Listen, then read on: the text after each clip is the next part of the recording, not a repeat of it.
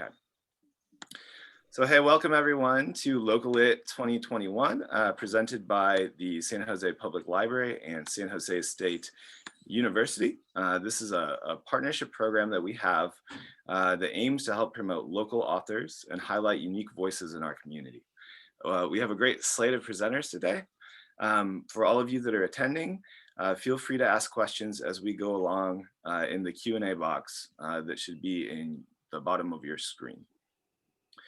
First up, we're going to have some opening comments from our San Jose Public Library Director, Jill Bourne, and the Dean of San Jose Libraries, Michael Math.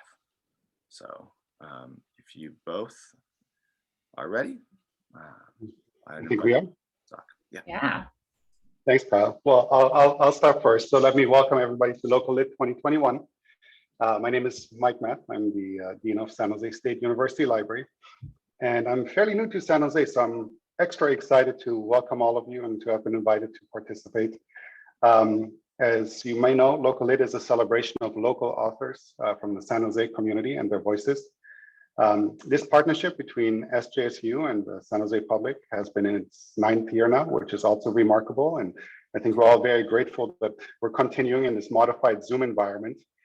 As we're going to celebrate our local authors and really see how, I think through the various topics and the various authors and writers that we're supporting and the various genres, how all of that contributes to the local community, the culture, and how really we create like a very unique sense of the place that San Jose is. So just looking at this broad range, I think you'll be impressed. Certainly I was when I looked through all the participants and what they had contributed. And it's going to be fun. Just in general, I just want to say, like, sort of my impression also is that San Jose has been a great city since I've arrived here. And I think this kind of event, again, just proves it over and over, just how vibrant and how alive this city is. And even with the pandemic and everything else, nothing will get us down. So before I pass it off to Jill, just let me thank the organizing team, of course, our authors, and all of you who are joining today for being part of LocalLit 2021. Jill, over to you. Thank you, Mike, and welcome to San Jose, finally. I want to add my voice to acknowledge the uniqueness and importance of this partnership between San Jose Public Library and the San Jose State University, not just in our amazing shared King Library, but also in partnerships like the one that support and extend the SJSU writing program. So the writing program is a partner with the library, both the university and the public side. The public library partners with authors by offering space and resources for research like our California room, skill building workshops, and marketing, like we offer free headshots, for example, for your portfolio, and opportunities for them to share their work with the community through programs like the San Jose Story Map, Short Edition, and LocalLit. So the university and the public library may be different organizations, but we unite to celebrate local voices and the impact in our community. So during the pandemic, as Mike said, obviously our work has had to shift along with the lives and the needs of our communities. We had to incorporate a lot of innovative solutions to continue to provide support and services. But thankfully, now all of our locations are reopened and we continue to support what is really an essential part of our local culture that can sometimes be overlooked, which is the importance of celebrating the literary culture, the local voices, and literature by going virtual in programs like today. So I also want to thank all the teams who put this together, from our San Jose State University Writing Center partners to our staff leads at the King Library, Peggy Cabrera and Kyle Burkett, and everybody who supported it. And I want to make one final acknowledgement to a longstanding San Jose Public Library staff member, Deborah Estreicher, who helped facilitate this program for many years and was the driving force behind LocalLit and the partnerships that made it happen until retiring early this year. So we miss her very much. We'll continue to thank her for her leadership and celebrate her today. So with that, welcome, and I'm excited to get started. We turn it back over to you, Kyle. Yes, thank you very much, Joe. Thank you. Appreciate it. So we have, Peggy, did you want to talk about the land acknowledgement here? Sure, thank you. Thank So you. thank you for your acknowledgement of the libraries. We'd also like to acknowledge the land that we are working and residing and learning on. So the San Jose community recognizes that the present day Muwekma Ohlone tribe, with an enrolled Bureau of Indian Affairs documented membership of over 550, is comprised of all the known surviving American Indian lineages aboriginal to the San Francisco Bay region, who trace their ancestry through the missions Santa Clara, San Jose, and Dolores during the advent of the Hispano-European Empire into Alta California, and who are the successors and living members of the sovereign, historic, previously federally recognized Verona Band of Alameda County. Furthermore, the San Jose community recognizes that the city is established within the Damian Ohlone-speaking tribal ethno-historic territory, which is based upon the unratified federal treaties of 1851 to 1852, includes the unceded ancestral lands of the Muwekma Ohlone tribe of the San Francisco Bay Area. Some of the enrolled Muwekma lineages are descended from direct ancestors from the Damian Ohlone tribal territory, whose ancestors had affiliation with Mission Santa Clara. The San Jose community also recognizes the importance of this land to the indigenous Muwekma Ohlone people of this region, and consistent with our principles of community and diversity, strives to be good stewards on behalf of the Muwekma Ohlone tribe whose land we occupy. Great, thank you very much, Peggy. I appreciate it. So up next, we're going to have our first panel. So we're going to introduce our authors now, if we want to advance the slide. So this panel will be on the topic of philosophy, technology, and change. Here we have 5 authors that will be talking. Dan Brook, Dorcas Cheng Tozen, Christine Kraft, Chandra Sekar Vupalati, and Keenan Norris, I believe. So first up, I believe Dan Brook is going to give us a rundown, a little intro about his book. Well, hi. So I started getting interested in this idea, actually, especially when my son went off to college and I wanted to be even busier in my busy life. And so I signed up for an online happiness course through UC Berkeley. So it inspired me to think about these kinds of things and to think about it from an interdisciplinary perspective. So I'm a sociologist at San Jose State. And so I recognize that, you know, a lot of feelings that we have are very, very personal, obviously, but yet they emanate from relations. We, you know, derive a lot of our feelings and our thought through socialization and interaction. So I wanted to study it, but I didn't want to just study it in an academic way, although I've written a separate article about that. I wanted this to be accessible to people. And so actually, I tried to really distill things down in Harboring Happiness to make it easy, quick, and snappy so that people, you know, can jump in at any points. So it's not a study of happiness. It's a work for you know, people, like a creating like a little toolkit, and people could pull out, you know, any one or small set of tools from this toolkit, you know, that resonates with them. Because if someone needs a pliers and someone else needs a wrench and someone else needs a screwdriver, that's fine. You know, I don't want to dictate the tools. I want them to use the tools that will make them most happy. And maybe it's easy for me because I'm a happy person. It doesn't mean happy at any given moment, but I feel like I have a really happy life. And so I just want that for other people.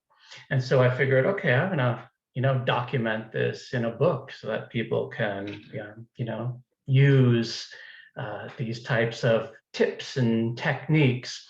And some of these derived really from, besides the class I took, with discussions with students coming to me for advice and counseling, as often happens. And usually that's unofficial.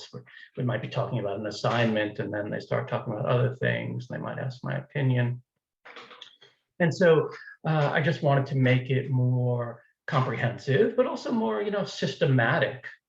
And then that becomes useful for me, because I'm like, I can't remember what I said, and that sounded good. Okay, let's put it down. And then I could even read my own stuff and learn something from it, something my son teases me about relentlessly. So anyway, that was the genesis of this book. And, it's just a short, snappy book. And so, each section is, some a little bit longer and most rather short, because I wanted to distill it down to its essence and concentrate it.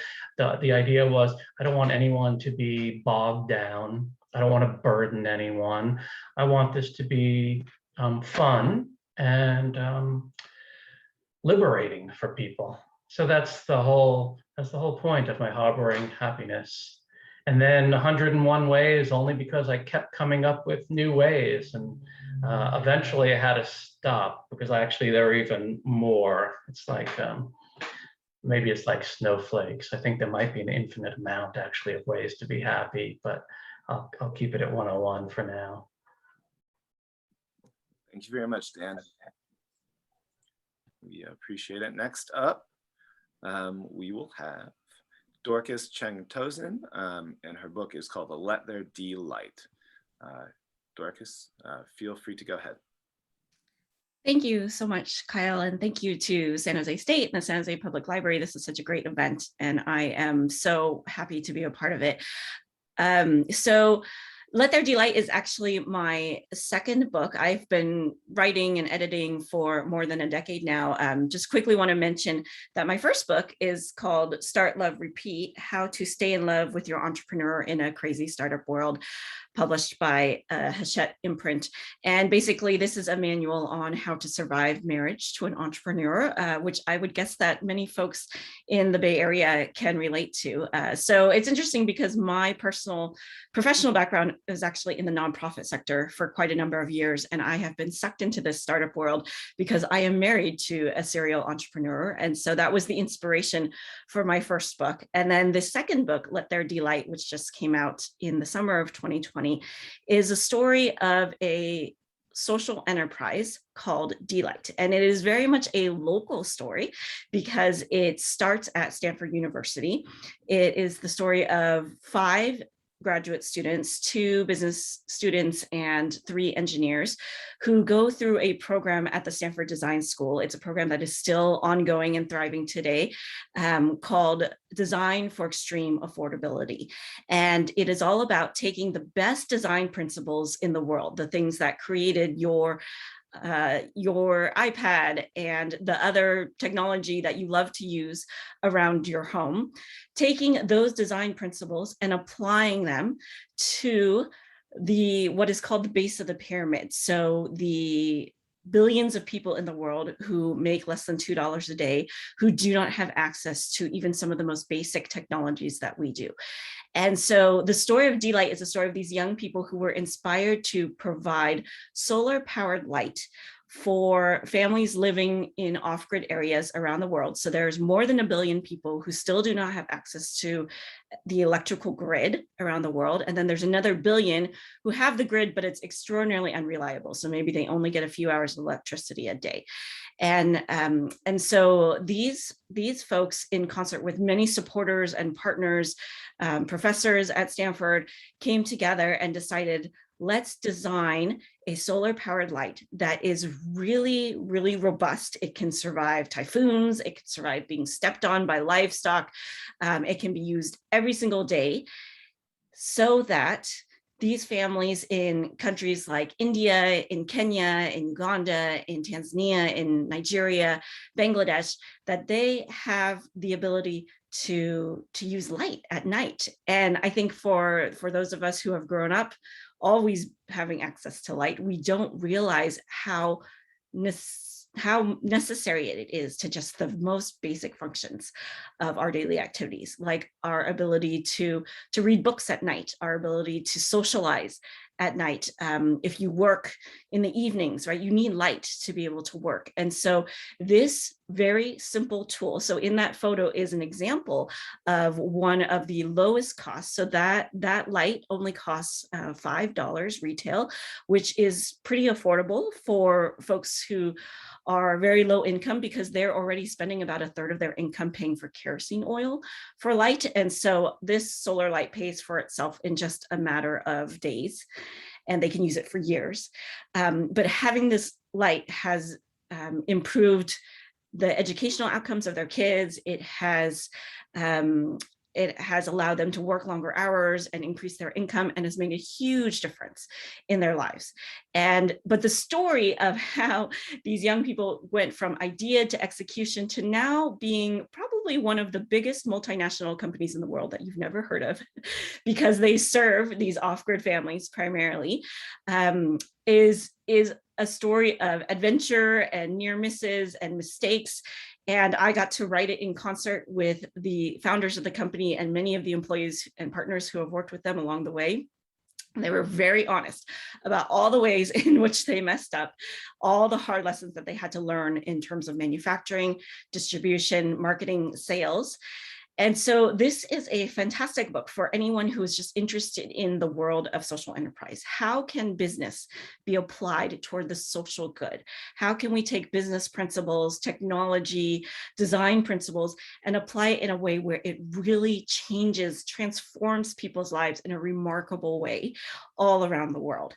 And so this book came out around the time that D-Light had reached 100 million people around the world with their solar powered solutions, which now include television, radio, flashlights, and a number of other technologies as well.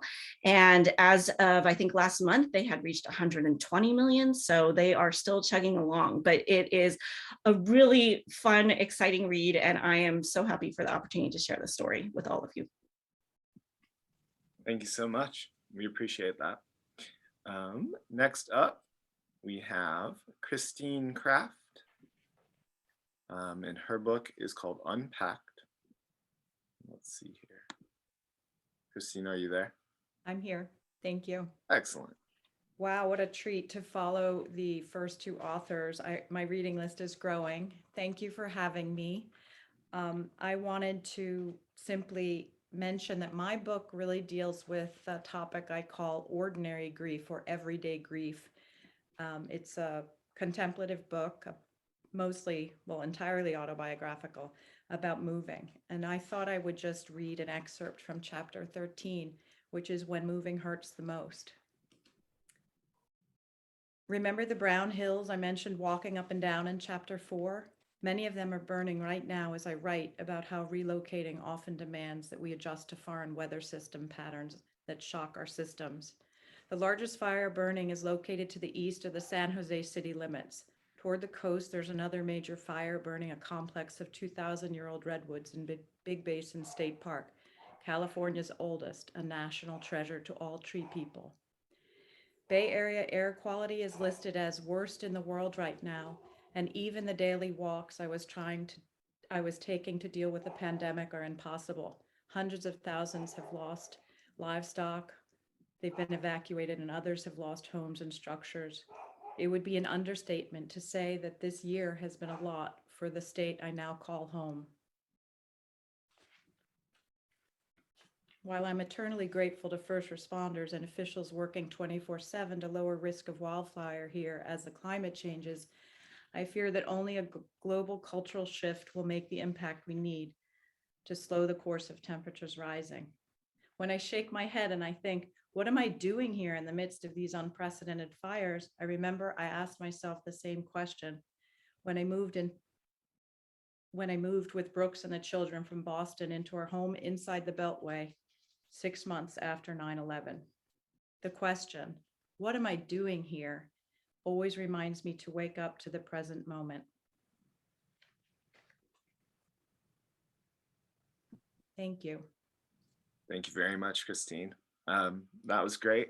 I think next up, we have Chandra Sekar Vupalapati. Sorry, I probably didn't pronounce that right. Are you there?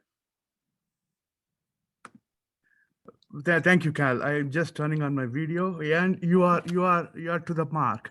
Thank you for pronouncing my name. Thank you so much. Yeah. Again, democratization of artificial intelligence for the future of humanity. Very straightforward. My theme was very simple. You know, I wanted to give the planet to the future generations better than what I inherited. That was the simple theme. I know we are trending towards, given the worldwide COVIDs as well as economy that are shrinking due to the recession that we are seeing. We are at critical juncture in our lives. You know, I wish COVID never occurred. That was a wish, but the fact of matter is, it is prevalent.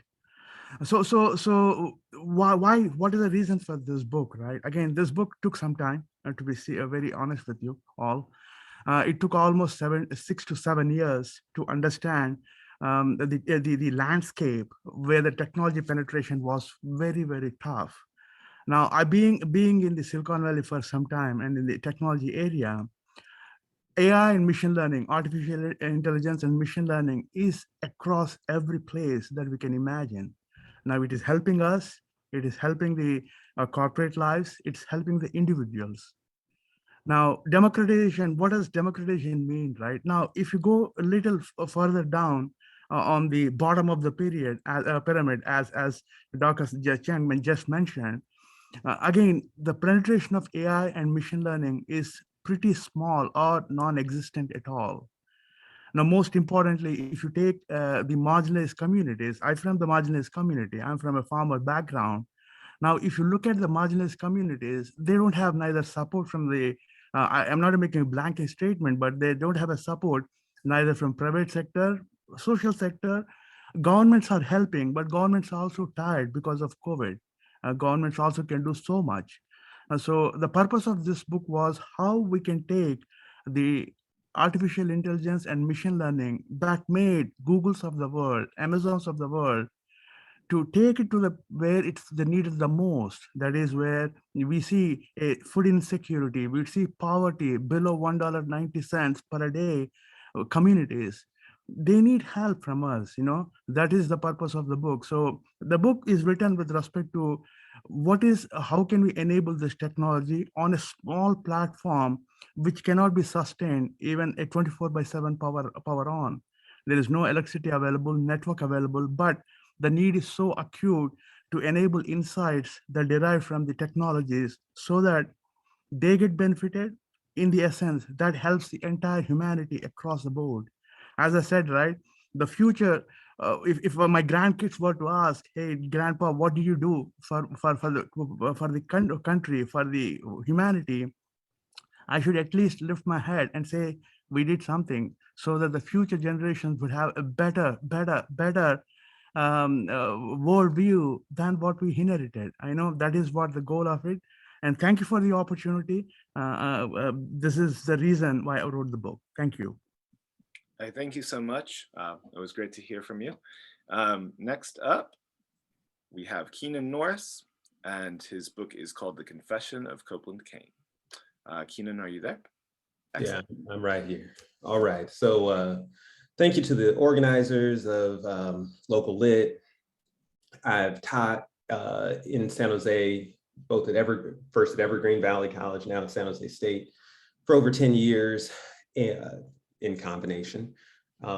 This is my second novel, The Confession of Copeland Kane.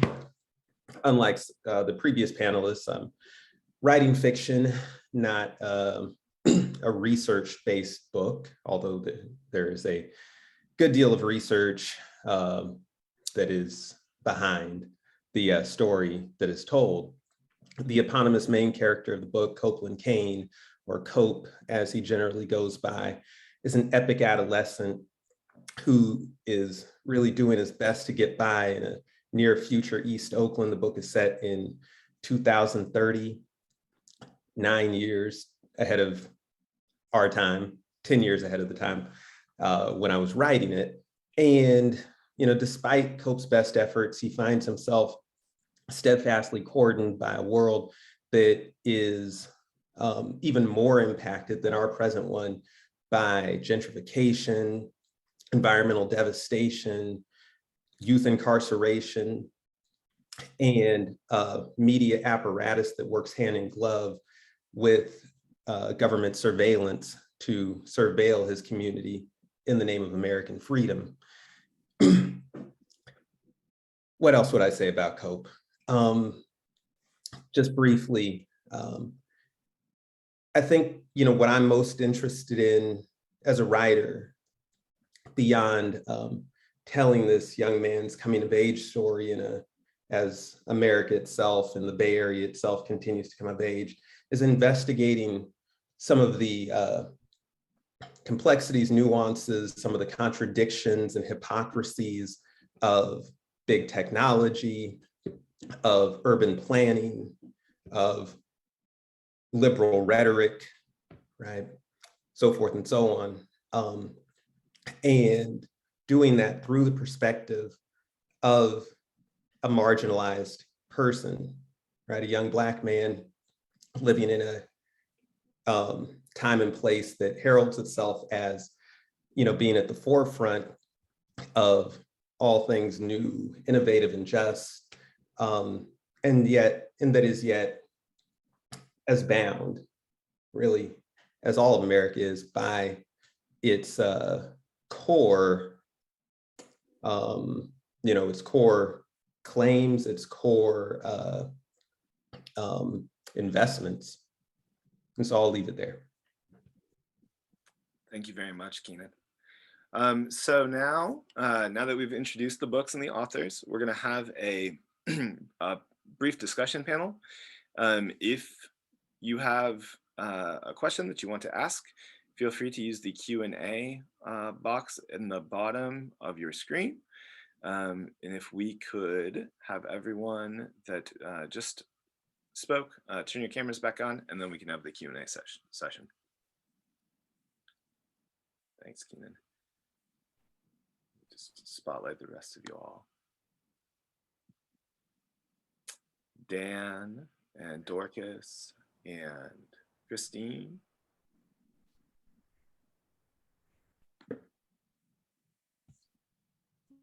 Let's see you all. All right. So I included you all in this panel as we were going through the books that we had. And I noticed that even with your book, Keenan, even though it is fiction, there are themes throughout all of these books about technology and change, and sort of, how these things can be applied to, everything that we're going through. And so I just wanted to ask you all how you generally felt about technology and the possibilities that we have with technology.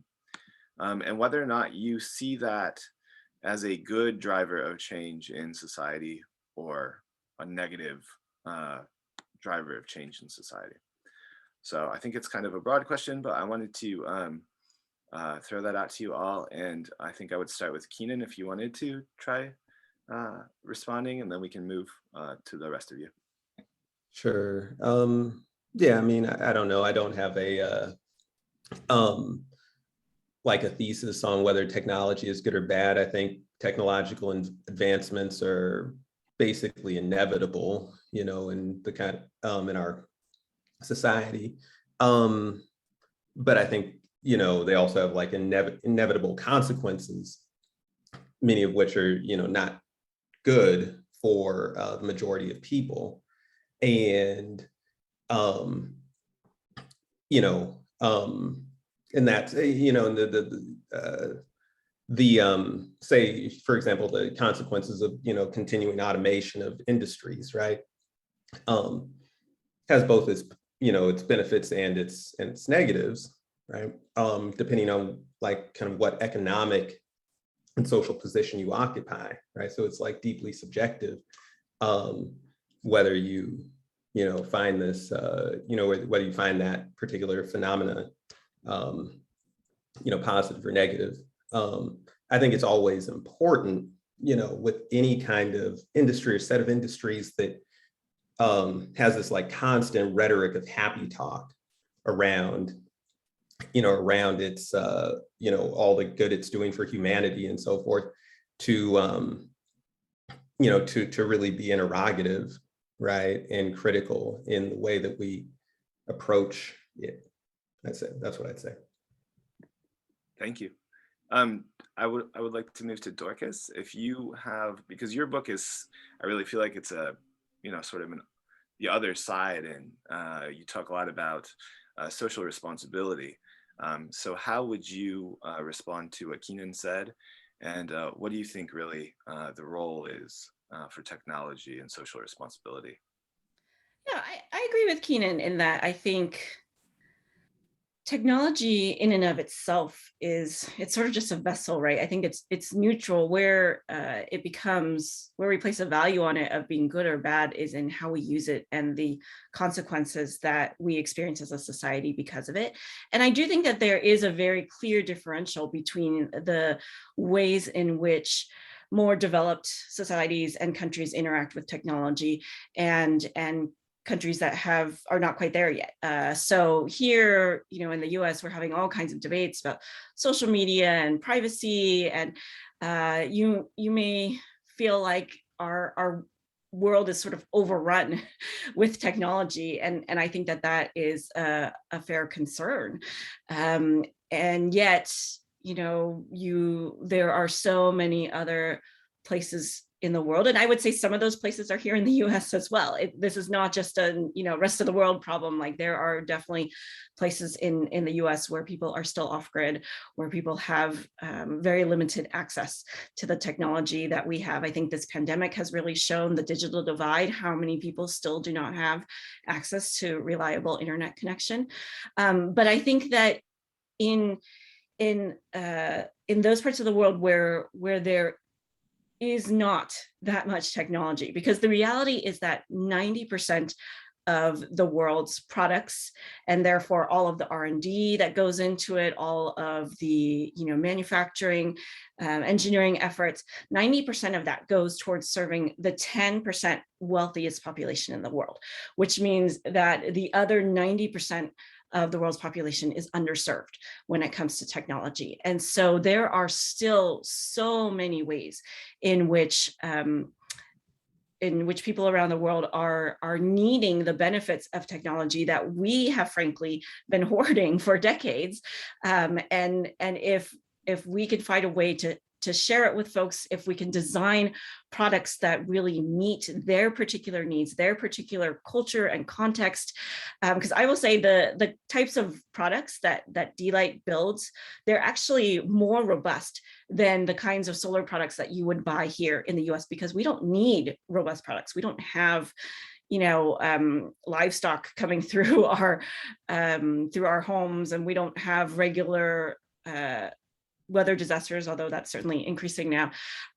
So they actually need really excellent, really cutting edge, the types of solar panels that they're using, the types of batteries that they're using, the LEDs, they're all on the very cutting edge, because folks deserve and need the best that our technology and our engineers and our designers can put together for them to meet their very particular needs. And I would say in that regard, technology is a huge asset and has not been used enough to try to resolve some of the greatest challenges faced by people in underdeveloped areas. Thank you very much. Christine, you have your hand raised, so I think you would like to say. Yes, thank you. Just as a counterpoint to Dorcas, I'm going to jump in and say, as a relocation artist landing in Silicon Valley, landing in coming in and living in San Jose by choice, I landed in a very swank neighborhood, and in my 50s, and I thought, is this what I've worked my whole life to sort of acquire wealth? Like, where's the there? So I moved from a position with a view and all of this kind of vanity into downtown. And I am now the president of the San Jose Women's Club, working with 7 generations of women from 104 to 20. And I have to say, technology is one of the most interesting things to learn about up close and personal by some of the folks in our club, where we're building much more inclusivity. Many people in our own club, we're up to 500 members now, are being pushed out due to, constant upgrades on platforms that don't think about them. And while many of our members are white, increasingly they're much more diverse. So I just wanted to say that I believe that technology, the way I feel it and experience it, reinforces a youth-oriented patriarchy.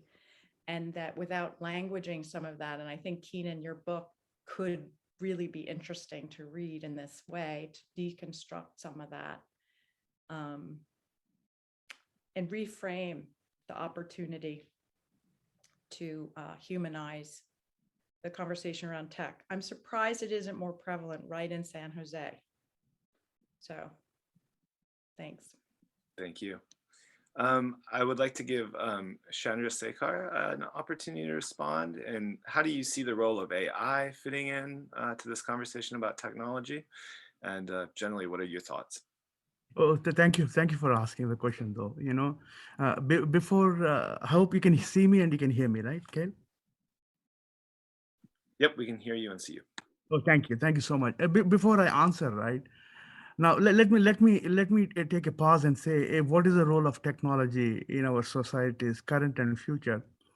Now, whenever I see a gas pump during our times, winter time, hitting $5, I say, hey, what's happening? Generally this trend you see, peak of the summertime where people do travel. Now during the winter time, now this seems to be a little off. Again, that's one aspect to it. Now, how this technology affects this, we'll come there though.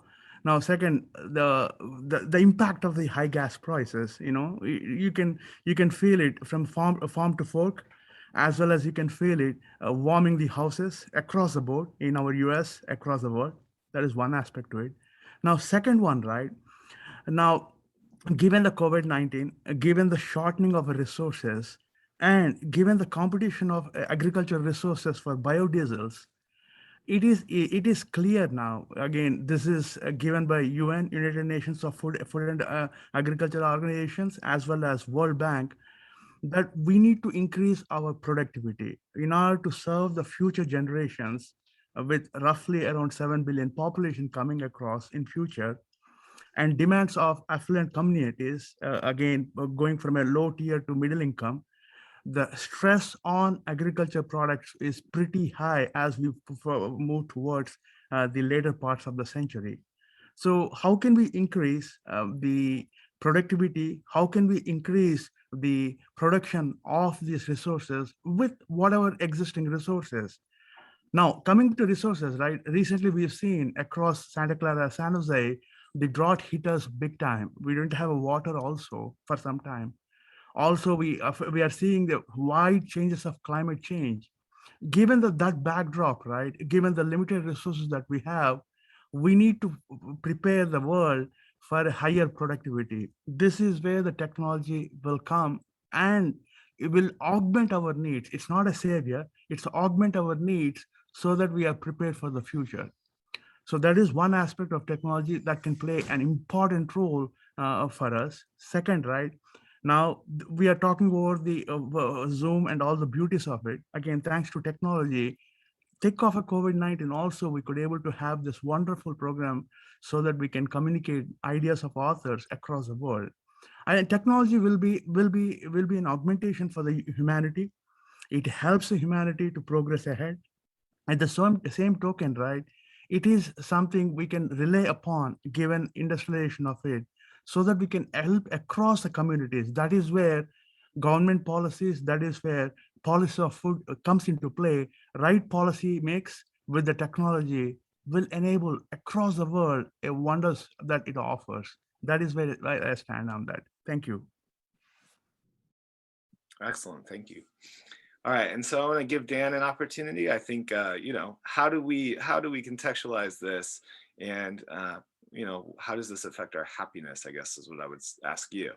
Yeah, sure. Well, for me, I mean, technology are tools. So whether we're talking about social media or screwdrivers, we need to use them and not be used by them. And so whether it's technological change or climate change, we personally can't control the macro social forces, but we can control our reaction and response to them. So for me personally, I won't let any form of technology or any event or anything else rob me of the opportunity to be happy if I want to be happy. And then I also know, though, trying to, say, democratize technological change, trying to reverse climate change will also increase potentially my happiness because I feel like I'm doing something, addressing the issues, working with others, and hopefully sparing people from the worst effects of these things. Excellent, thank you. So we're just about time. We've got about 6 minutes left. And so I just wanted to ask you all if you have any advice for anyone who is considering publishing at this point in time, or just any last minute bits of information that you would like to share.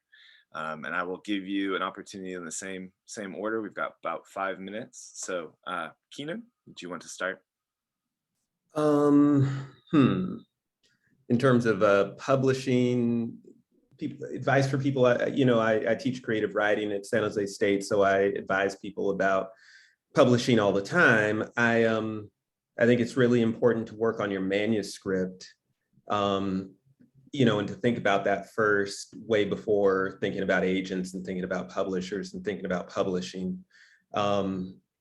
I know some of, for example, I've known for 20 years Omar Tyree, who's sold more books than almost any African-American writer in American history. And Omar started off as a self-published author, sold his first 10,000 books, by himself. And this is before the wide use of the internet and so forth. So I've known people like that, and people who have used more conventional means, right, to achieve success in publishing. I think it's most important to work on your manuscript, find some sort of audience for it, or identify an audience for it, and then only at that point to start thinking about the sort of apparatus of publishing. But if anybody, just wants some basics about how not to get ripped off, stuff like that, you can just email me at keenan.norris@sjsu.edu. Great, thank you very much. Dorcas, did you want to jump in? Yeah, I'll mention that. So my first book was traditionally published. I did the whole agent, go through a large publisher. This second book was independently published in collaboration with the company D-Light. And then I have a third book that I'm working on now, which is with a small boutique publisher. So just be aware that there are many different paths to publication and that they all have their pros and cons. And I think to know what it is that you're looking for, how much you want to do your own sales and marketing. And I would say in all honesty that all three paths have their own challenges. So I have switched. I have not gone back to going with a big publisher because I really had a pretty negative experience, even though I'm really proud of the book itself. It was a very, very challenging experience, and I much more enjoyed being independently published, and I'm really enjoying working with this small publisher that I'm with now. So just to do your research, know that your publishing partner, if you have one, really, really matters. You want somebody who you can collaborate well with and who will respect you and who supports your vision for your work. Thank you very much. Christine, did you want to? Sure, I'll speak to the personal side. I would just encourage anybody who's curious about writing, to start. Don't worry about the end yet. Just go in and be yourself with the words, and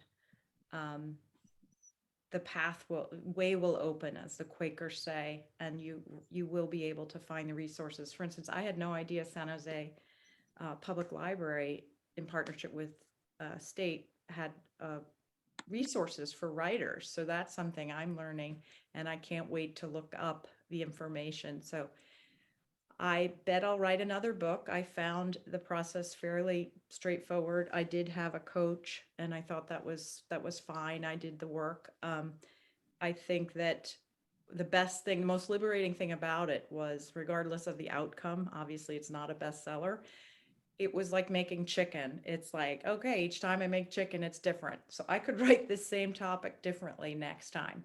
And that was very liberating. I never would have known that had I gone all the way through the process. So that was my big win. Thank you very much. Just a few more minutes. Chandrasekhar, if you want to just any words of wisdom for people out there. Oh, thank you for that. You know, for publishing, right? It's definitely a great mutual beneficial. As an author, you coin down the ideas and you coin down the experience of it. And as a reader, right, definitely you're transferring the knowledge that we acquired over the period of time, especially in the technology area, to the future. One tool that really helped me in publishing the books is one before I coined my manuscript, right, start jotting down all the use cases and technology landscape. I generally submit in conferences, for example, IEEE, which is Electrical Electronics Engineers Conference. Now, the benefit of this is, right, we will get immediate feedback from the editors, immediate feedback from the peers on the concept as well as the process of technology that I'm preparing. So that gives a validation or a correction, if you will, that generally I personally benefited hugely on that.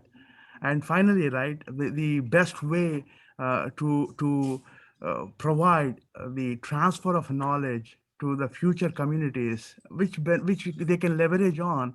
As Newton said, right, I'm standing on the shoulders of the giants. You know, I want to be part of the chain. So this is where authors have the responsibility to develop as well as provide the world with the beautiful manuscripts and books that entire humanity can benefit.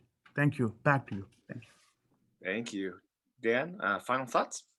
Yeah, so, you know, Leo Tolstoy once said, perhaps he was oversimplifying, he said, if you want to be happy, be. So I'll just simply say, if you want to be a writer, write. Excellent, thank you. I want to just thank you all again for participating in this panel. Keenan Norris, Dorcas Chang-Tozen, Christine Kraft, Chandrasekhar Vulapati, and Dan Brook. I've enjoyed very much talking to you. Thank you. Next up, we're going to have a quick presentation from the San Jose Story Map team, Catherine Jacobs and Revathi Krishnaswamy. And feel free to throw your cameras on and unmute if you are here. All right. Thank you, Kyle. I am Ray Krishnaswamy. I'm a professor at San Jose State, along with Keenan Norris, where I've been teaching literature and writing for over 25 years. I'm delighted to be here this afternoon to tell you all about a very exciting placemaking project that I hope will interest you all as local writers. Kyle, am I able to share my screen or? Yep, Peggy, if you would stop your screen share and then Revathi can screen share. You should be able to screen share now. Okay. There you go. All right, thank you. So I just wanted to talk about the San Jose Story Map project that we have at San Jose State in partnership with the public library, People know San Jose basically as a high-tech city in Silicon Valley. But those of us who live and work here know that San Jose is so much more. Its diverse communities and rich histories that include civil rights struggles, Latinx activism, the farm workers movement, the Olympic athletes, Tommy Smith and John Carlos, who raised their fist for racial justice, and then living memories of war and internment among the Japanese and Vietnamese communities, and much, much more. So we didn't want all these rich histories to be obscured by the rise of technology.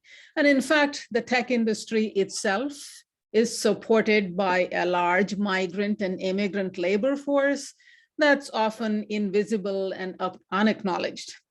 So we started the San Jose Story Map project as a placemaking project that uses the power of stories to reveal San Jose in a new and different light. And in fact, this project is part of the larger initiative for socially responsible technology that we have started at San Jose State. So you were all talking about socially responsible technology just a moment ago. And so we thought there's a way in which technology can be used for the good, to be more inclusive. So what we are doing is to build a digital geolocational map that will explore San Jose through imaginative multimedia art and literature, showing San Jose through the eyes of the people who live and work in the city. Our aim is to include as many untold stories, unheard voices, and unknown histories as possible. So stories for the map are being collected, some from invited artists and writers, but basically we are collecting a lot of stories for the map from submissions to the online story contest that we are currently running through the San Jose Public Library. My colleague Catherine will tell you all a little bit more about the contest and the submission process in just a moment. But to just give you an idea, for instance, we've already received several submissions, including a story about the matriarch who owned the Berryessa flea market, a photo poem from a Japantown resident whose family was interned, and so many other stories relating to experiences in San Jose. We've also added a special themed category called Corona Chronicles for stories about sheltering in a place in San Jose during the past year of the pandemic. And we'd love to get your submissions by the December 31st deadline. Now, when finished, the map is going to look something like this that you see on my slide here. This is not yet a fully finished prototype, but this is what it's going to sort of look like. And each story is going to be pinned to a map, to a location on the map. So it's sort of like Google Maps that you see, and you can click on one of those pins and out will pop a particular story submitted by a San Jose writer, a resident. And we plan to unveil this map sometime in April of 2022 at a gala event in downtown San Jose. And writers and artists who have contributed stories will be felicitated, and winners of the story contest will receive awards at this event. The map will be permanently hosted on an SJSU server and will be freely accessible to the public through the public library platform. So that's basically what the project is. And as I said, it's an attempt to both place make San Jose and reveal it in all its rich vibrancy, and also to develop this idea of using technology for more inclusive and socially responsible purposes. And I'll end that by just noting that this is a project that's supported with a grant from California Humanities, which is a nonprofit partner of the NEH. And our other partners and collaborators include the San Jose Public Library, the Natalie and James Thompson Gallery, the Center for Literary Arts, and the Legacy of Poetry. And we always welcome other interested partners and collaborators. So thank you for letting me talk about the project, and I'll now let my partner Catherine walk you all through the submission process for the contest. So I'm not Catherine. Oh, all Catherine right, could so not make it Jasmine. today. All right, sorry, Jasmine is the one who's here. Yeah, but hello everybody. Thank you for coming out. My name is Jasmine and I've been a student assistant who's been advertising and marketing this project throughout social media. So today I'll just be briefly walking you through the submission process. Let's see if I can share my screen.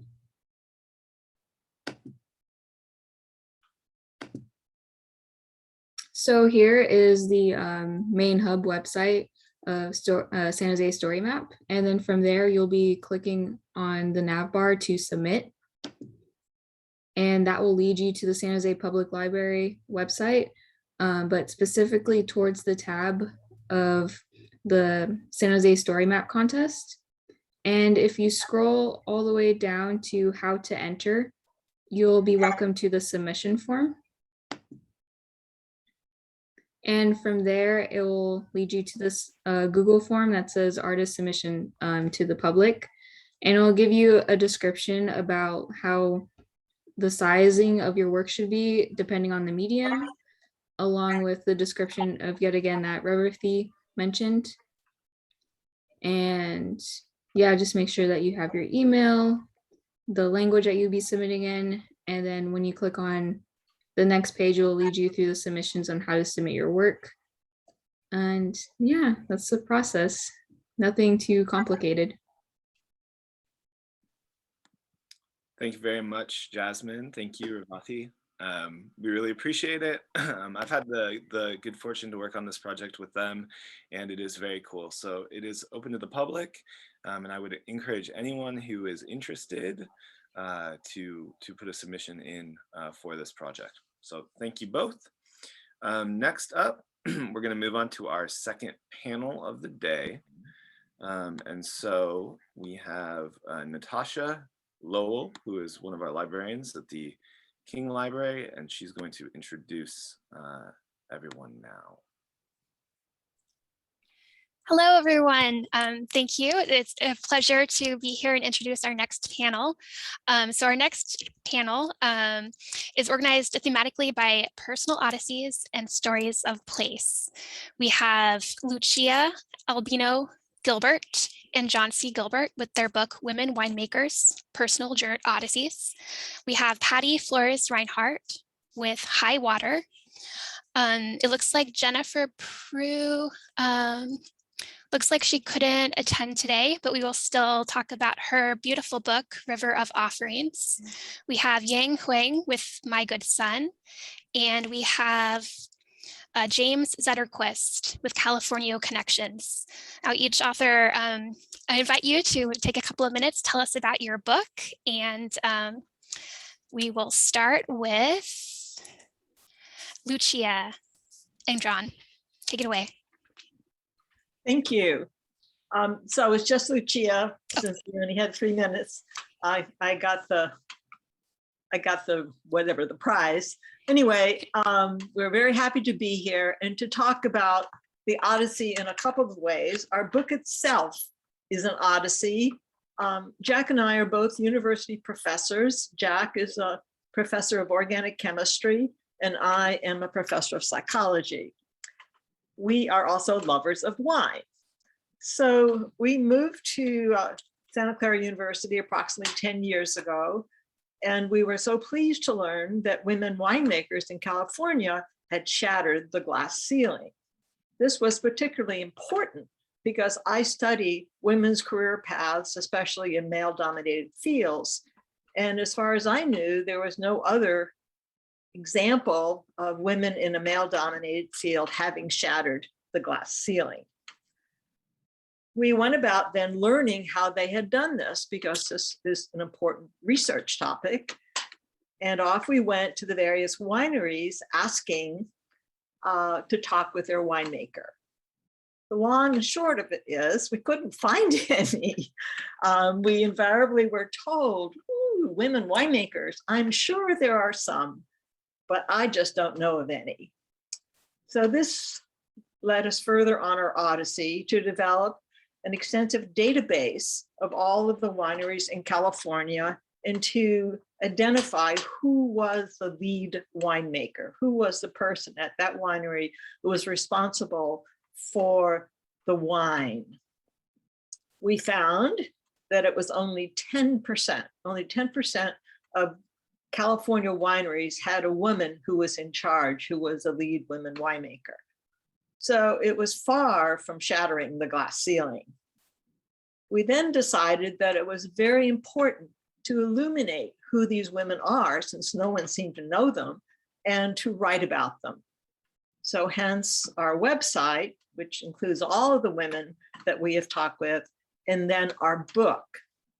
Now, it took us a long time to get to the book, and gathering our research took 8 years. But we realized when we were researching outside of California into the various international wine regions, that there was a universal story to be told. The stories we were hearing from women in California were not that different, very similar to those we heard in the other wine regions. And the progression of women into the fields was quite similar. So the book itself, the two main parts, the first part focuses on the trailblazers. Who were the women who were the first in their country or in different areas of California to enter become a lead winemaker? Women always were in the wineries, they were mostly in the laboratories, but they weren't in the cellar, or they weren't leading the winemaking. So the first person actually was in 1973. So not that long ago.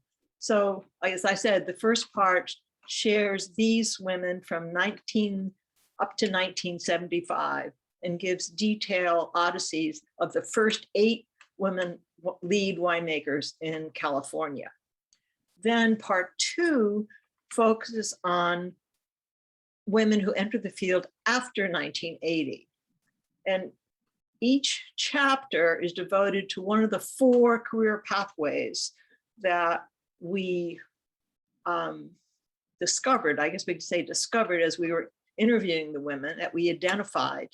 And then each chapter has that pathway, and then the odysseys of 5 or 6 women winemakers from different global wine regions who followed that pathway. And we believe that reading the odysseys of women winemakers of about the same age across cultures makes clear the universality of their stories. And we think it's a very moving and enlightening read. I'll say more later. Thank you. Thank you, Lucia. And next, we have Patty Flores Reinhardt. Please tell us about your book. Oh, there we are. Okay, hi. Thank you so much for inviting me to this great event. I'm really excited. So High Water is the coming of age story of a young American woman who happens to be a woman of color and an immigrant. And she spends her first summer after graduating college in Venice, Italy. And the story goes back and forth in time between the summer of 2019 and the year 1550. Each chapter is told through the first person perspective of 3 different characters. And the main character, Frankie, is loosely based on my 23-year-old self, because that is what I did the summer after I graduated from college. I spent a summer in Europe, not Venice, Italy exactly, but I did travel there many times, and it's one of my favorite cities. So it was always a story that I felt was in me. I had to tell something about this unique and beautiful city. And the main character, Frankie, is also an actress. She graduated as a theater arts major, which is also what I did. So it encompasses her struggle as an artist of color and the different issues she encounters being a person of color, with the inequity that she encounters in the theater community, plus the lack of representation. And because it takes place in the summer of 2019, before the pandemic hits, there is a lot of sort of foreshadowing of what's to come. And it includes issues of politics and all the social upheaval that is yet to come that becomes really augmented during the pandemic. It includes issues of racism, it includes issues of sexism and feminism. And yeah, so this was also just a story, like I said, that's kind of been in my heart since the first time I ever set foot in Venice, Italy, which was when I was 18 and I graduated from high school. And I have had the privilege of visiting that beautiful city many times. And so just happy that I finally got it out. Thank you. Thank you, Patty. And next we have Yang Huang with her book, My Good Son. Please tell us about your book.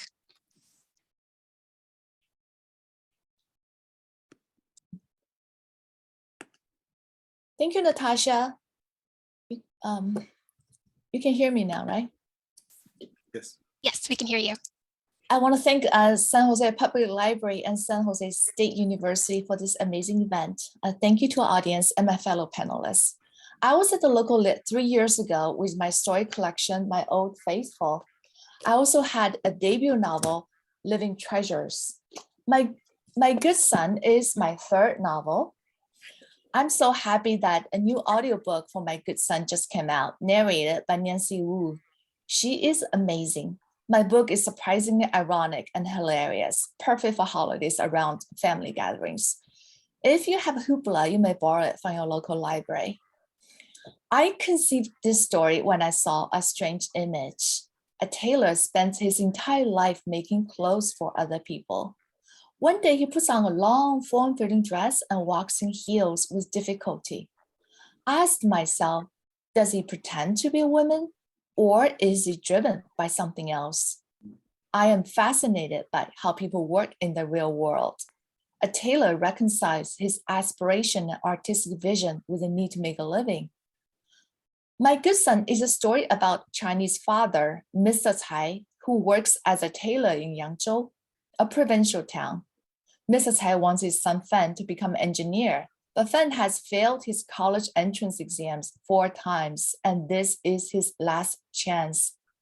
Meanwhile, a young American man named Jude comes to a tailor shop to have a vest made. Mr. Cai seizes the opportunity to ask Jude to be Fan's financial sponsor, so Fan can go to study at American University. Of course, his plan backfires. Mr. Cai discovers that Jude is a gay man and needs help to come out to his estranged father. I was honored to have a great review in the New York Times. It says, as with the previous books, Living Treasures and My Old Faithful, Huang's latest explores the generational push-pull of family life in post-Tiananmen China. Mr. Cai remains front and center, always compelling, a man doing everything for his boy, the way a good father supposedly should. Through writing about father's frustration, I learned much about parenting, its deep power and profound burden. For a year, we have sheltered in place with our teenagers. Writing this book gives me a rare perspective that I wouldn't have otherwise. So I was able to accept and appreciate my children, who are young men on their journeys into an uncertain world. I felt this book made me a wiser and less anxious parent. Thank you, everyone. Happy holidays. We love LocalLit. Thank you very much, Yan. And next we have James Zetterquist. Please tell us about your book. Thank you. It's an honor to be with you this afternoon, especially since I grew up utilizing San Jose's wonderful library system. My name is Jim Zetterquist, and I'm the author of California Connections. I refer to myself as a man of the past because I'm a past board member of the San Jose Historical Museum, past San Jose Historic Landmarks Commissioner, past president of the Preservation Action Council, and past recipient of the Daughters of the American Revolution's National Award for Outstanding Achievement in Historic Preservation. I presently serve as president of the California Pioneers of Santa Clara County, an organization founded in 1875 by American pioneers who wanted to document their contributions to the founding of this region. Although the old saying states, the victors write the history, Over the past several years, local history organizations like the Pioneers are working to tell the history of our earliest Ohlone and Hispanic residents from their perspective. And I have to say that I'm moved by the library's acknowledgement of our Muwekma and Tamian people here in the opening remarks of the webinar. My research for California Connections began in 1976 during my senior year at San Jose State University, after I first saw a picture of my parental grandmother who died before I was born. Although I'd been told she was of Spanish and Irish descent, her portrait clearly revealed she was at least part Native American or Mexican.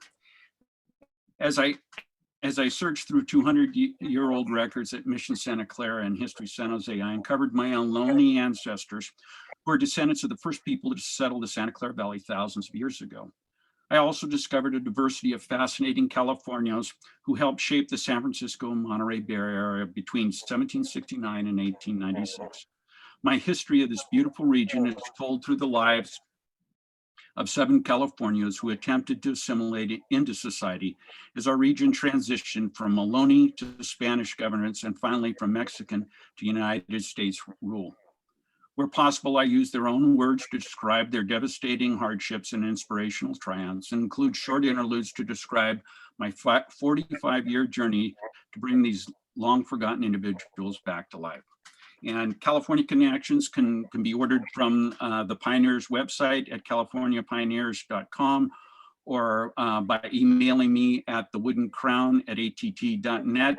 And it's also for sale at History San Jose and Kelly Park and at the Recycle Bookstore located in San Jose on the Alameda. Thank you. Wonderful. Thank you, Jim. And then our final author and book is Jennifer Prue. It looks like she wasn't able to join us. I'm just scanning our panelists, and no, she is not here. So I will have the pleasure of telling you a little bit about her book. I will read an abridged summary. So River of Offerings by Jennifer Prue. How does a deeper understanding of the ancient spiritual traditions of India shed new light on our contemporary yoga practice? And what can India's River Ganges tell us about how to live in a meaningful way? Through photography and personal narrative, Jennifer Prue documents a series of pilgrimages over the last 10 years to spiritually significant locations along India's Ganges River. Part history, part mythology, and part travel narrative, this is a visual and written account of the trials, tribulations, and personal discoveries of an American female yoga practitioner. River of Offerings serves to broaden our understanding of how to live our lives meaningfully with passion and purpose. A visually compelling and beautiful journey from cover to cover, this book will be a cherished source of inspiration for years to come. Right, and then before we get into our discussion, I would also like to note that the authors have donated copies of their books to our library, so they are available for checkout at the San Jose Public Library and at the SJSU Library. And thank you, authors, for your generous contribution to the library and our community. So now we'll get started on discussion. I will get us started with a question. Audience, if you have any questions, please feel free to put them in the chat or the Q&A box. And panelists, if you have questions for each other, we'll also have a chance to ask those. So first question, what research did you do to write your book? And was travel part of your research or writing process? And anyone can jump in. Lucia, thank you. Yes, travel actually was essential to ours because we wanted to be able to meet with the women in their own locations, to see their vineyards, their wineries, and to hear about their experiences within their own culture. So yes, and it took us 7 years to do all of our research. So it was a lot of wonderful travel. I have to say, so many beautiful places. And I want to also say I was so fascinated by everyone's presentations. I'm really going to read all of the books. Yes, I also traveled quite a bit for my story. I had been to Venice, Italy several times when I was very young, but then in the summer of 2015, my husband and I took a trip there after many years, and it was, Venice is the type of place that doesn't change. You can go to several cities in Europe and they're all old and beautiful, but Venice doesn't change. It probably looks very similar to the way it did back in the Renaissance. So that's one of the things that makes it so incredibly unique. There are no skyscrapers, no new buildings. Everything has as it was. So yes, that was the way that my main character describes her arrival in Venice is exactly what my husband and I went through. When we arrived at midnight and the streets were empty and the canals were empty, and you feel like you're lost in a labyrinth. Since I started my research in 1976, before the internet, it required a lot of travel for me to do my research. So in those days, I traveled to all of the missions, many libraries and other historic locations to try to gather information. And in the earlier forum where they're talking about technology, I have to say that the internet was a wonderful tool. I was able to find more information in 5 years than I had in the previous 15 years. So anyway, I'm thankful for that. I agree with you. I used Google Earth to map out exactly where we walked on our trip so I can make it very real for the reader. So yes, thank God for technology. I'm also going to read all your books. My research is a little bit low tech. I had to do a lot of research about textiles and tailoring craft because I don't sew. I was an engineer and not fashion conscious. So I read a book titled Color Me Beautiful about the effects of color. Another book, Asian Mind Game, explained what kind of businessman my tailor could be, but I still didn't know Mrs. Hai's emotional landscape. So I went back to China to visit my parents and do some research. My parents introduced me to a tailor in Shanghai. This tailor had a son with a health problem. He told me that his petite wife had to carry the boy up 5 flights of stairs on her back after his treatment. Watching them made his heart burst with love, pain, and sorrow. I was deeply moved and decided to make my protagonist a father struggling to raise his son up in this world. At the time, my husband didn't eat meat. Everywhere we went, people asked him if he did it for religious or health reason. He said neither. He just didn't like the taste. But no one believed him. They still pressed him to eat meat. It didn't take much to make a person conspicuous in a circle of family friends, so I give this character trait to Fen. Through my research and writing, I pieced together different elements and fiction began to be born. Why is a tailor wearing a woman's dress? Gradually, I found a plot about a gay man coming out to his father. My respect and sympathy for people I knew in real life drove me to discover a story that eventually became My Good Son. Wonderful, thank you. And all of your books, it sounds like there was a deeply personal journey behind writing it. In addition to the content and the story of the book, you all had your journey in writing it. What was the most surprising thing you learned while writing your book? Well, I'll start. I think the most surprising thing wasn't actually about my own experience, but I thought from all my own research, I had understood a lot of the barriers for women, but I hadn't really understood the barriers for women in winemaking. So until maybe 15 years ago in France, women were not allowed in the cellar because of the belief that if a woman was menstruating, the wine would turn to vinegar. And it helped me to understand how these beliefs, old wives' tales, old man, whatever tales, have such an influence on careers.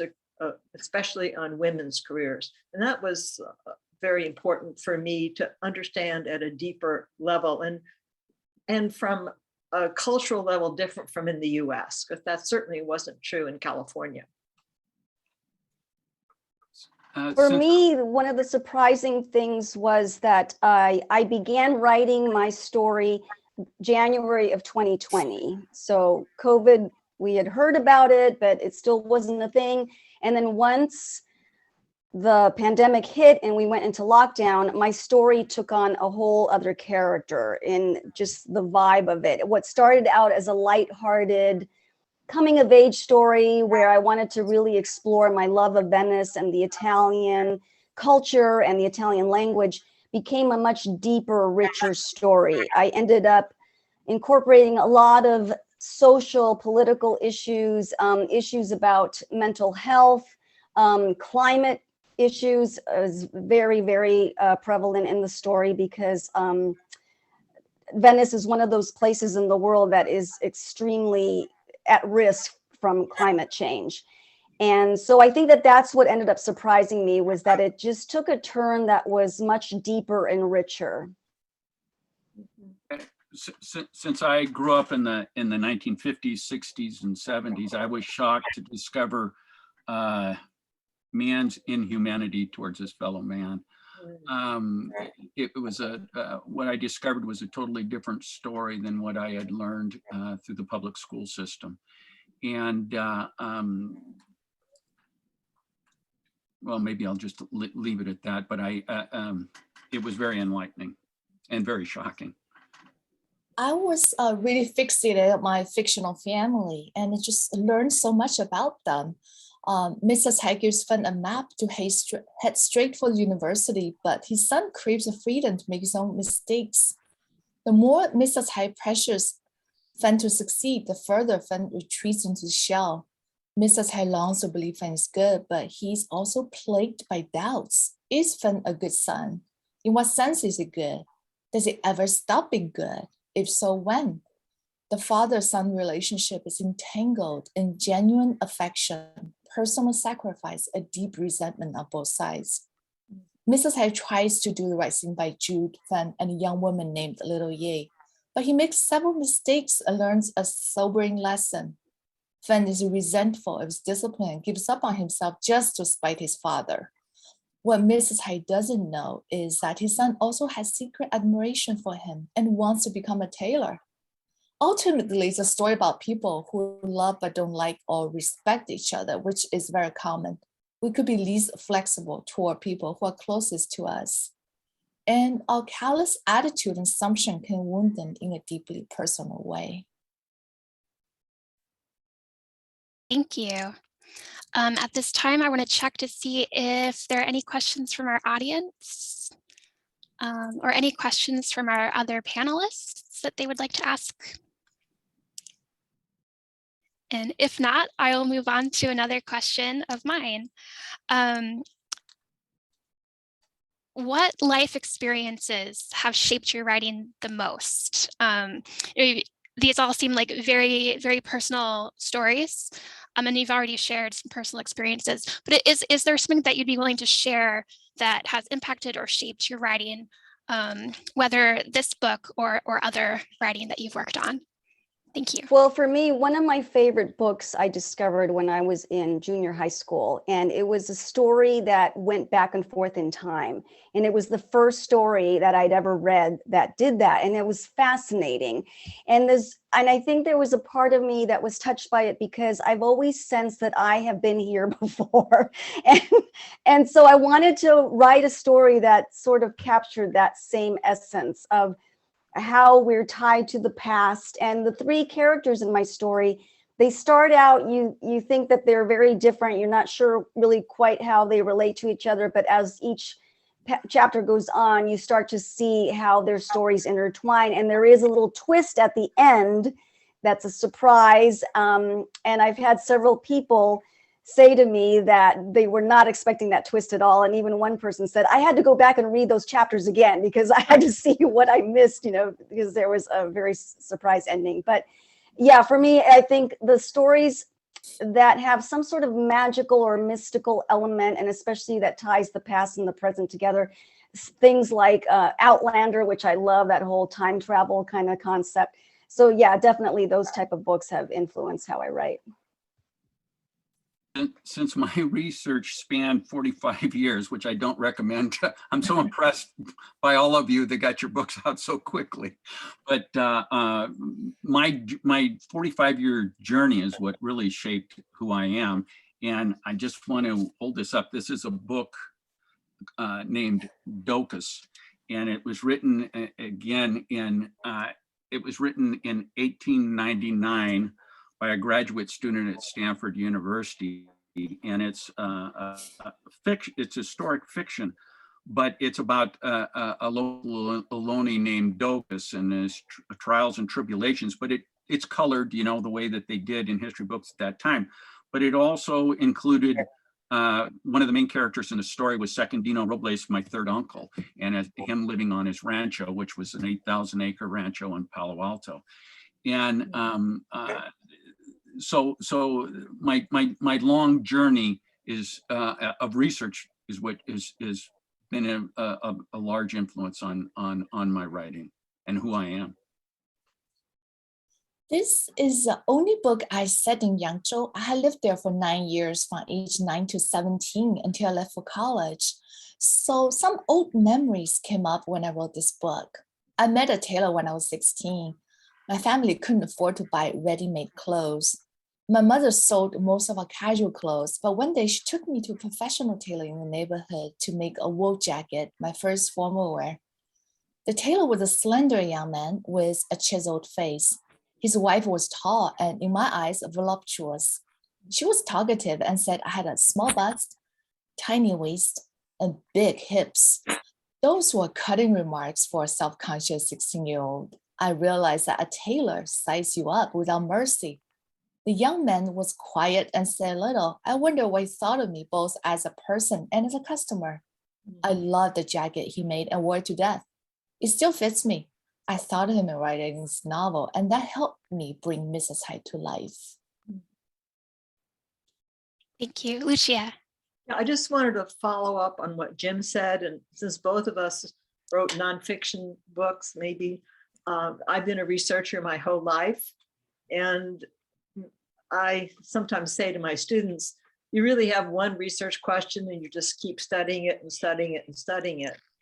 And different social issues are the ones that have been my focus in terms of gender equity and women's career paths and work and family, all these kinds of issues.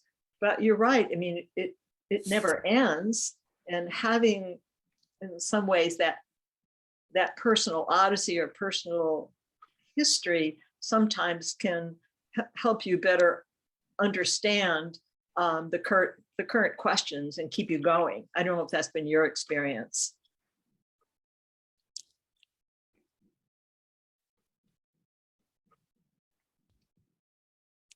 You're looking to me to.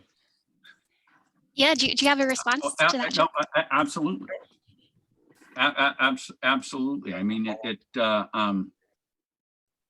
yes, simply put. Well, Jim, I have to say, I may have gotten my book out very quickly. I wrote it and published it within a year's time, but it's been 30 years in the making. It's been in my body, my mind, and it did take me 2 years of just solid research before I sat down to write it, before I could even start typing the first sentence. But I feel like it was the story I've been wanting to tell all my life, basically. Wonderful. I have another question for you all.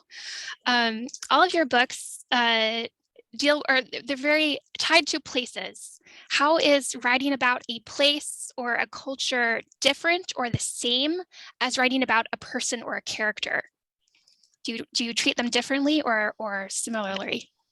Well, I found that Venice itself became one of the characters, because it is so unique and distinct. And I took great pains to really describe in great detail the feel of the city, the look of it, the way it smells, the way it sounds. And so it became a character, basically. in my play. I mean, in my, sorry, I'm also an actor, so I'm thinking plays, but, but I don't see that it's much different than probably writing about a story that takes place anywhere, because you do have to bring the reader in. And so the more that you can incorporate the descriptions of the environment, for me, I don't think I would have written it any differently, but I did see that it became such a distinct character in my story. I agree. I believe the place is a character, but it permeates all the other characters. So you describe this place through all the other characters, and you have to be very mindful to make it true. And sometimes I feel the life story that you live through kind of is limiting for storytelling. And if that happens, I will transport the characters into a different town just to free my imagination. But with this story, I feel I'm a little bit more confident that I can tell a story even though I know them. Thank you. Jim or Lucia, did you treat writing about a place any different than you write about a person? Well, I try not to do fiction in my in my writing, because I really have to, follow the data and stick to the data. So that's just an interesting question. And sometimes I wish I could give myself a little more, but I do think that context and culture is crucial. And Jim, that's certainly important in your work. And you have to have that culture and context in order to make any sense of what you're studying. So in that sense, I guess I can respond. What do you think, Jim? I agree. I wholeheartedly agree with you. I know there were times where I wished I could just, like in Docus, I could make a fictional character there that I could use. But it's trying to, as I found letters written by my ancestors, and I found some things that I didn't like. And I wrestled with do I leave this out, or do I put it in? Am I going to offend my relatives that are still alive? In the end, my editor gave me wise advice that if you want to tell a true story, you need to tell all sides. And I did that, and I'm glad that I did, but it was very difficult because it was at a very personal level. Yes, thank you. And we have about 4 minutes left. I've got one last short question for you all. What do you hope readers will take away from your book? I classify my book as YA, but as we all know, adults love YA also, so it's really for everybody. So the main thing that I hope that people take away is that they're not alone, that their experiences, their trauma, their grief, their feelings of loneliness, we're much more alike than we are different, no matter where we come from. And sometimes it takes you leaving your environment and going to another country, especially if they don't speak English, to really feel that. Me, I believe the bond between a parent-child is one of few relationships in society that's not a hard transactional. In the work world, everyone is in some way dispensable, but almost no one's dispensable in their own family, no matter how fraught the parent-child relationship is. In a sense, all family members need one another in order to become fully themselves. This is particularly true with adolescents. The people teenagers fight with the most may become the closest allies after they move out. This story and characters taught me about personal identity, boundary, and negotiation in a family life. So family gives a person a secret harbor that shelters them for the rest of their lives, even after parents are gone. So you know in your heart that you're not dispensable. Thank you. Lucia. I'm hoping people will read our book and be inspired. We started each of our interviews with the hundreds of winemakers with, how did you know that you loved wine? And then we asked, who who supported them? You know, what was their family like? You know, what were all these experiences?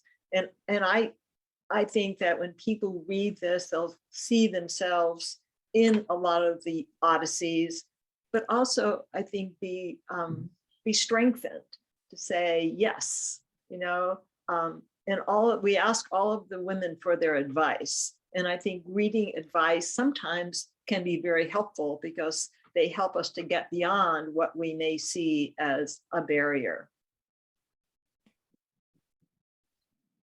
Thank you.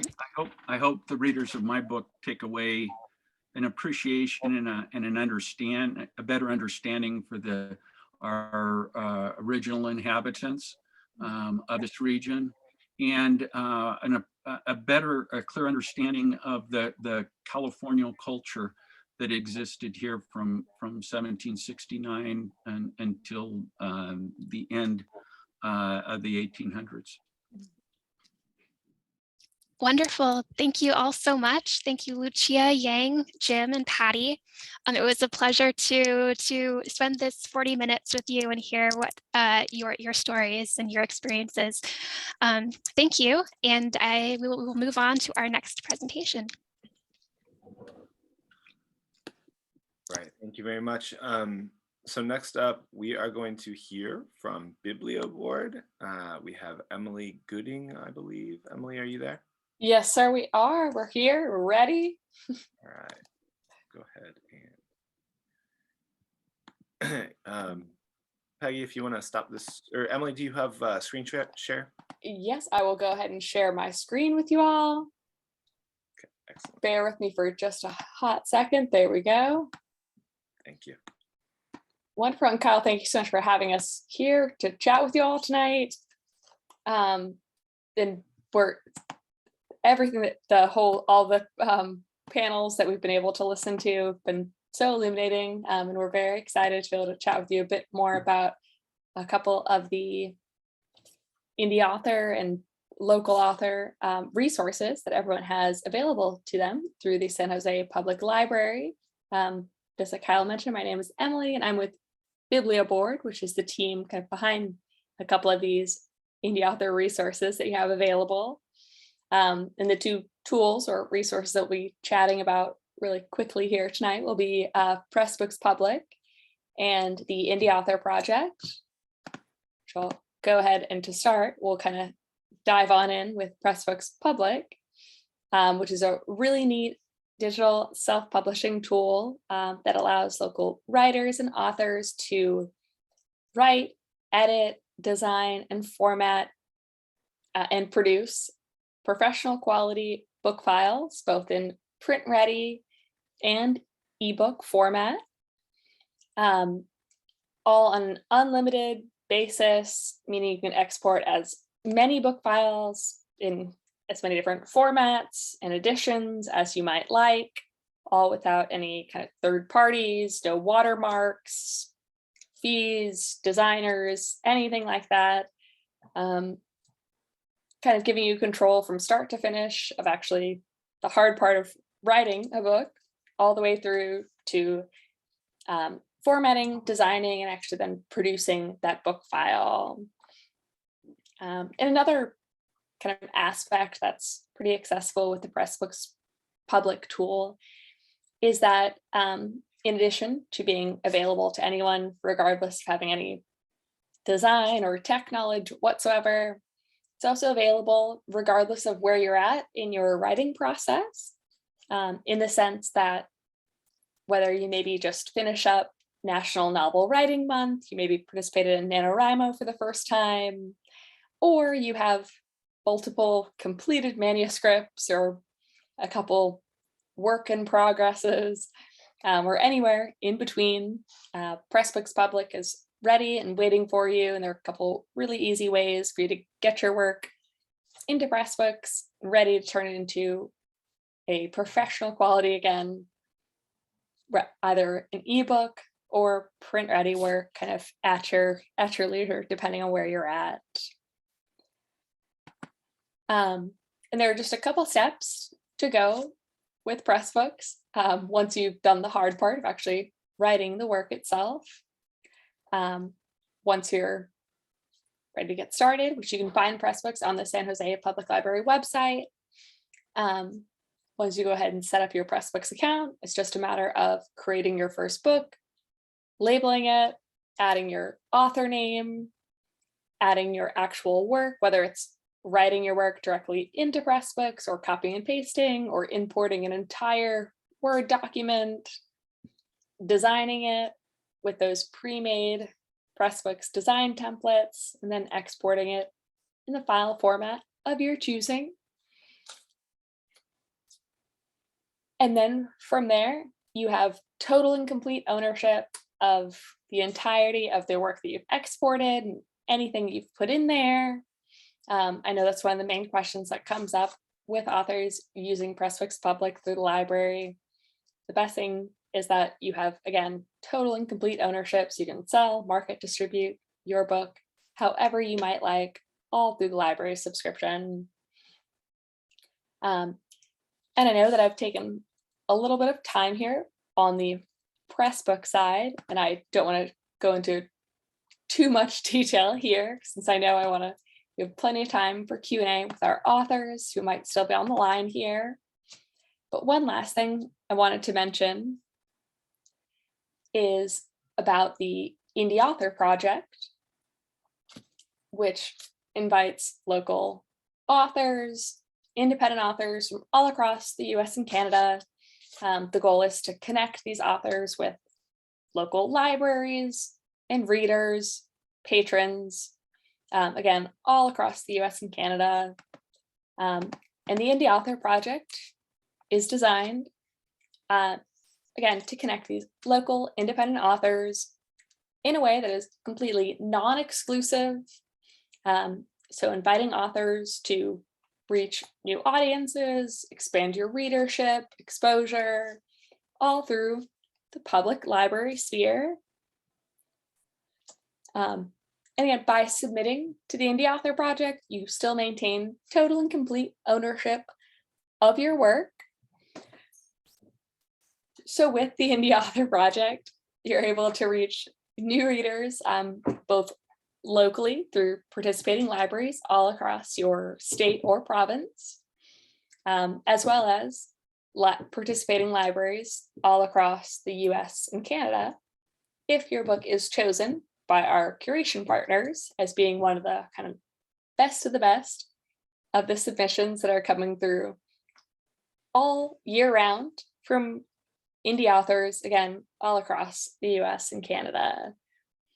And those authors that are chosen as being members of the best of the submissions coming through to the Indie Author Project, not only are you recognized as being one of the greatest submissions that are coming through from all these authors, but you're then also invited to participate in our usage or kind of royalty-based component, where authors are able to opt in to the author royalty pool for all of our Indie Author Project select authors. So very exciting addition to the program. Definitely, if anyone has any questions about the Indie Author Project, you can always visit indieauthorproject.com. And if we have any San Jose Public Library patrons who are looking to create their next professional quality book, they can always find the Pressbooks Public tool straight from the San Jose Public Library website. Same thing with the Indie Author Project there. And I think at that point, I might pass it on over back to Dana here to see if we have any final kind of questions or anything like that, which I'll be sure to hang on the line.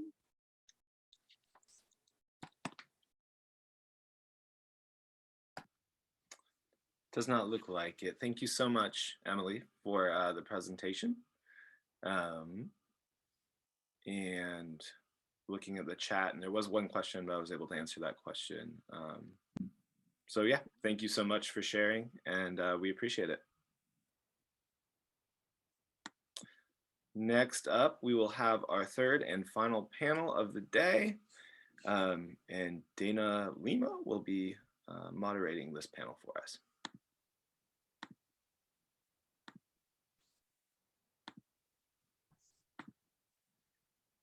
Oh, Dana, I think you're muted, or for some reason your audio is not working.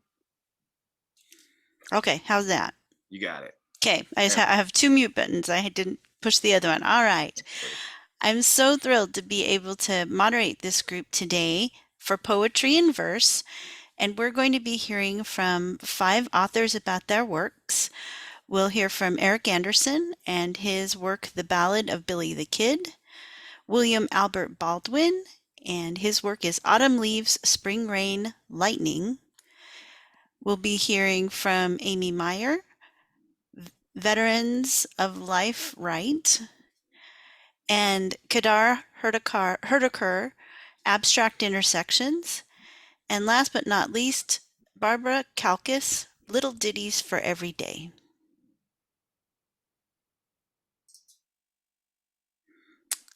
All right, so first up will be Eric Anderson talking to us about his work, The Ballad of Billy the Kid. Yes, thank you first of all, for the opportunity to be here today. And I wanted to make a special note about the 3rd floor, the business section there. They have these wonderful computers. I was able to final edit my book on those computers. They're wonderful. You can do side by side. They're just very excellent. So anyway, so what I'm going to do first is read from page 40 and 41 of the book that you see there, and then I'll go from there. So I'll just start. All right. The 2 dragmen spurred on their mounts, racing on to Tunstall, waiting on a gentle hillside behind a thicket of scrub oak, guarding all 9 of the horses, one of which was Brewer's, one of which was Bonnie's, one of which was Evans, the other 6? Tunstall's. With shots leading a wild charge, 3 from posse charged 4, but others sought out the horses and are running like rag dolls. Bonnie rode direct for Brewer, Middleton for Tunstall. For God's sake, follow me, he cried. What, John? Tunstall had called. Middleton then joined the others, top of a rock-strewn hill, all forethinking to make a stand when all things drew nil. Unsure how to make out events, he moved not, did Tunstall, waiting patient for the horsemen, though coming quite appalled. Do not move, sir, one shouted out. Was it Evans that called? Then up in a rush with guns drawn, rode Morton, then Tom Hill. Dolan, Sevens, Rivers, foreman, William, Billy, Buck, Morton, no, yep, been given his maul to recapture Tunstall's horses and things once and for all. Let Dolan at Augustine Pass, Buck aimed his cannonball, waited for any movement, yes, any movement at all. With Tom Hill smiling, gun on knee, Tunstall stood his ground, quiet, tall. Then the air and earth were smashed hard with one blast. He did fall. So that's from section or part 5, I believe, the ending of that from the poem. So I'll just go ahead and read from the back of it. It's an epic Western poem on the notorious outlaw Billy the Kid. If you heard the name Billy Bonney, that was an alias of Billy Bonney that he used. So basically, the one thing I want to note is it's historically accurate.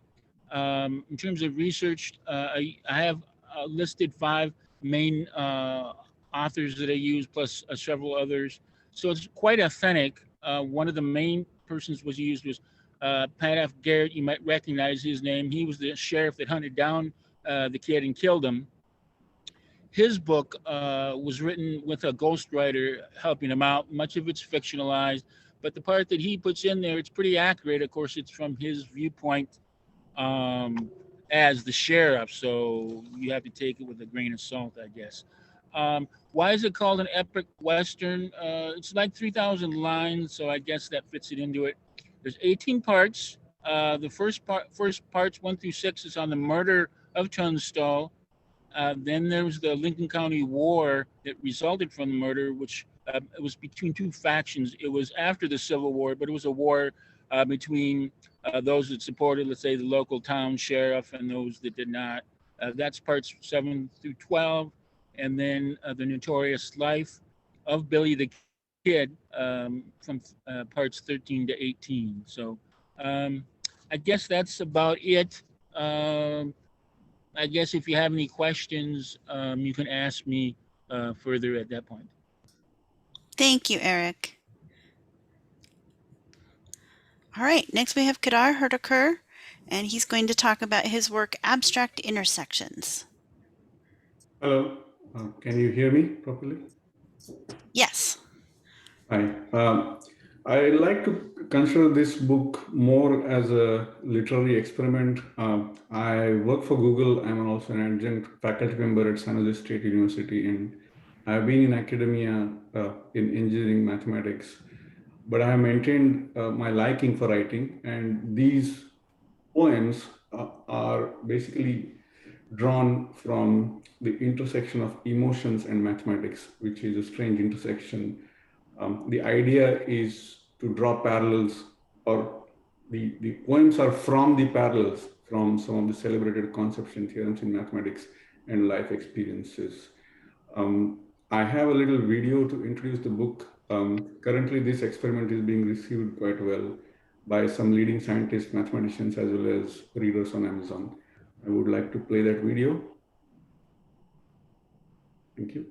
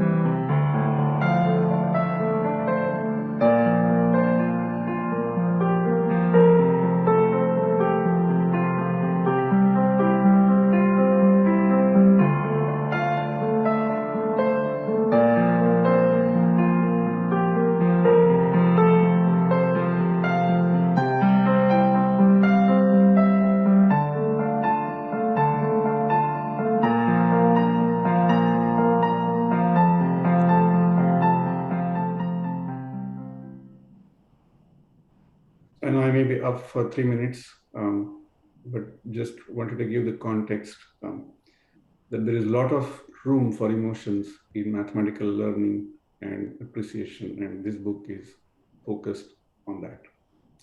Thank you. Thank you, Kadar.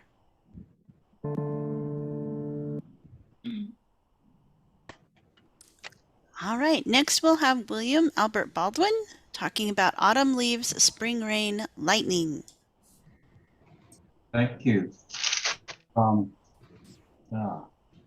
Thank you. Hi, I'm Bill Baldwin, William Albert Baldwin, and I've been writing since at least when I was 14, both poetry and prose. I wrote sonnets to girls in my high school English class. I grew up with the US military, and by the time I was 18, I lived in 3 states plus Japan and Germany. And as a college student in Germany, I ended up visiting something like another 23 by the time I was 19. Yeah, so you may be thinking, privilege. This life had disadvantages as well as advantages. My friends were always short term, and I saw the world without belonging anywhere. Plus, I wasn't even military. My father worked for the Red Cross serving the military, so I wasn't really military either. I was a double outsider. I try to capture this otherness in my poetry prose collection, Autumn Leaves, Spring Rain, Lightning. I describe the disjointed military life, people who are frustrated or suicidal, people of various genders, sexualities, spiritualities, and relationship models. I venture into memoir, love poetry, experimental Wagnerian fantasy, and a long transgressive beat-inspired poem. Many of these selections have previously won awards. I've also published a novel, Soul Flight, An Outcast Adventure, which deals with losing one's way and finding one's soul in the world leading up to 9/11. I try to be thoughtful, funny, provocative, caring, and capture the whole of life. I'm a longtime member of the South Bay Writers branch of the California Writers Club. I helped to organize its East of Eden writing conferences, and I facilitate the club's twice monthly open mics. I've lived in the Bay Area since 1984. Now here's my opening poem. Where and what I'm from. I'm from people and places I don't know anymore. I'm from a first kiss place I can never return to. And from a first crush person I can never find again. High schools and colleges I can nearly never visit or never visit. I'm from a fiance who will never speak to me again. I'm from one religion which mostly might reject me and another that totally affirms me. I'm from people, though, that I value. People who write and love and care about one another. People who speak for justice and the downtrodden. I'm from cold Bavarian landscapes, harsh Pennsylvania winters, Japanese blizzards, Appalachian miners and Methodist ministers, muggy Virginia summers, and racial crap. I'm from different guy stuff. I'm made from pasta and dim sum, from rebellious, contrarian, Californian bay folks, people who aren't afraid to love many of whatever sort and who write their life blood onto paper. Thanks, everyone. I'm delighted to have been invited here today. Thank you, Bill. All right, next we'll hear from Barbara Sb Calcus about her work, Little Ditties for Every Day. Thank you very much. I'm very happy to be here. I hope you can hear me. We can. You can?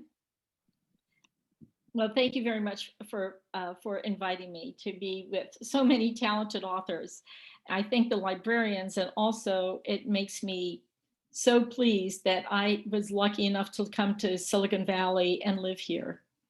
So my career has been split between teaching at the secondary level, teaching college, and being a lecturer in marketing and public relations at the college level. And so that career in education was very creative, but when I moved to Silicon Valley, it became very technology focused, and I took engineering classes so that I could not only survive in the engineering environment, but thrive in it. And so I worked on the corporate side, left there, and became a consultant. And so I've had my consultancy, Maestro Marketing and Public Relations, for the past going on 27 years. But teaching has always been in me. And so I teach English conversation. And two things drove me to write this book. One is that in my English conversation club class, I realized that everybody hated poetry. But if I asked them if they liked music, everybody loved music. And everybody loved the lyrics. So that was an incentive. I had also published my poetry for over 30 years. So I decided during COVID to put it all together into a book. And so I describe these as light with a bite, because I feel that COVID has made us be very negative and in some cases pessimistic. And I wanted to have very uplifting poetry that people could read and just read one, remember it, recite it. But the goal of the book is to encourage young people to write, encourage them to think in a creative way, write down their emotions and their feelings, and to write their experiences in a way that others could also enjoy. One of my poems, all of my poems are inspired by either personal experience or observation. but one that I'd just like to read very quickly was inspired by a trip to Scotland. And at the time that I was there, they were trying to debate the question of whether they should leave the UK or not. And the country seemed to be very divided. And so I wrote this poem for the tour group that I was part of. And it's called A Letter to Scotland, Keep It. Keep the highlands, keep the lowlands, keep the windswept rugged islands, keep the heather, broom, and gorse, keep the wild cotton bowing under breezes' force. Keep the seas, keep the locks that line the highland vales, keep the bagpipes, keep Robbie Burns and all his wistful tales. Keep the winds that tease the seas from sleepy mounds to tossing tides. Keep this vision always tucked carefully inside. Keep the coos and fluffy sheep and fields that greenly grow. Keep the lines of oats and barley standing staunchly row by row.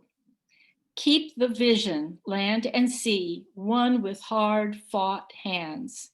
For this picture and this place is the soul of your Scots land. It was not so much to tell people to vote one way or another, but to remember their culture. And I think that's very important in the world today. So I wrote this book.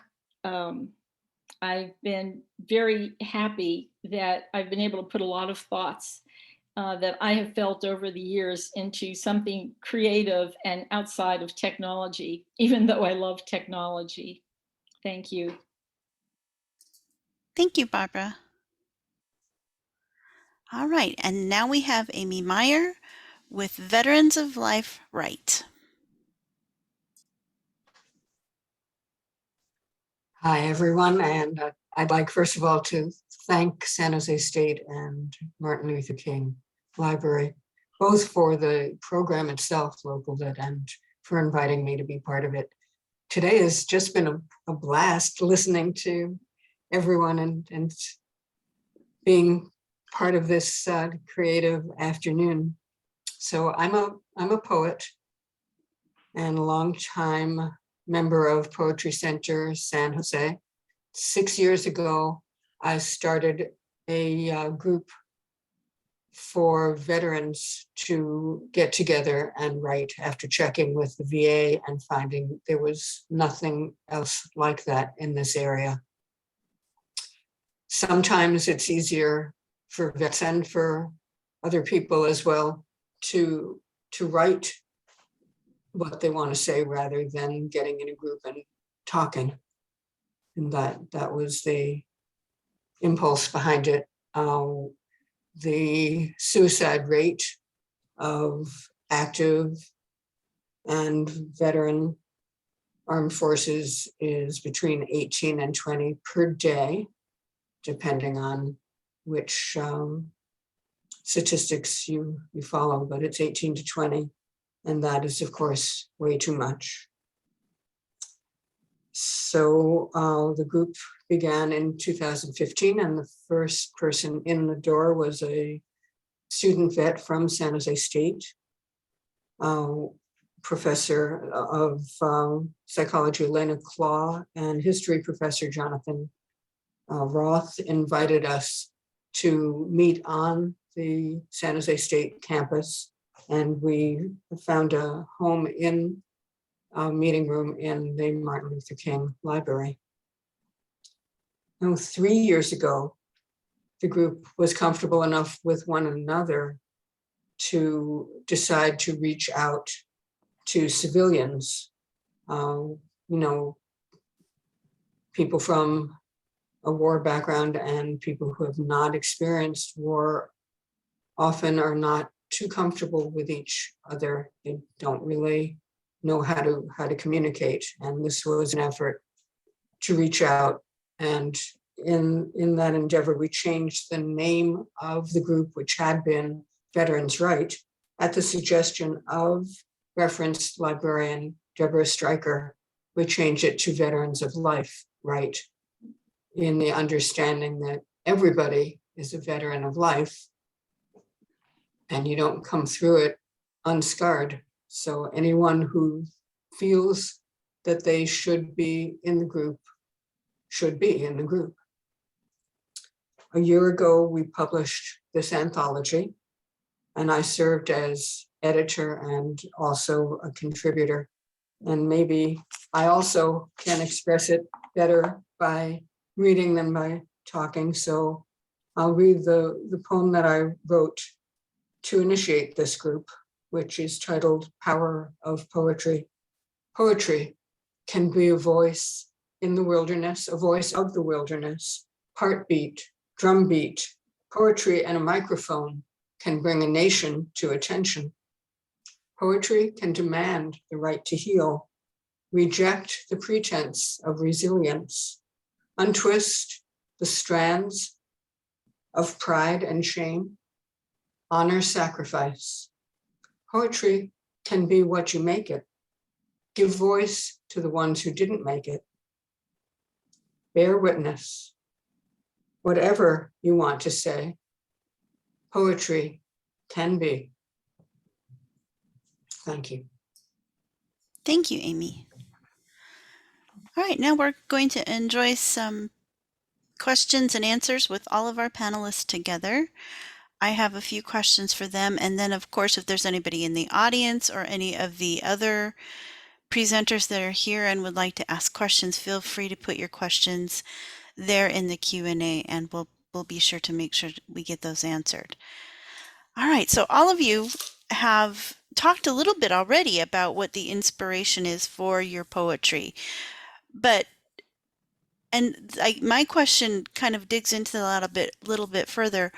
What led you to poetry? What inspired you to become a poet or to write poetry? And I tend to go, I described it before as popcorn style. So if you want to raise your hand, I'll call on you and everybody will get an opportunity to answer if they'd like. I'll go ahead first. For me, I think I was a student journalist at San Jose State. So I've done journalism, and then I've written short stories and so forth, maybe not successfully so. But I would say the poetry, for me, just gave me a way, an outlet, because it's so different than all the other forms to express emotions and ideas. I think poetry has a unique place for that. Movies, you know, they do one thing, plays and so on, but poetry really just has, it's the only thing that can express emotions that way. Thanks, Eric. Anyone else? I'll say Barbara. that I was very lucky that my parents were readers and they read to us all the time from the earliest that I can remember. And then when I went to school, it was mandatory in every grade that we had to recite a poem, that we were read poetry, then we would read it, and then we would have to recite it for a grade. And for as frightening as that was when I was a kid, because I was so shy, it actually just made such an impression on me because it was lyrical and musical, and I could take that poem with me. And I still remember, you know, under the spreading chestnut tree, the village smithy stands, you know, they're poems that I still remember. And that's what I love about it, is poetry is something you can take with you.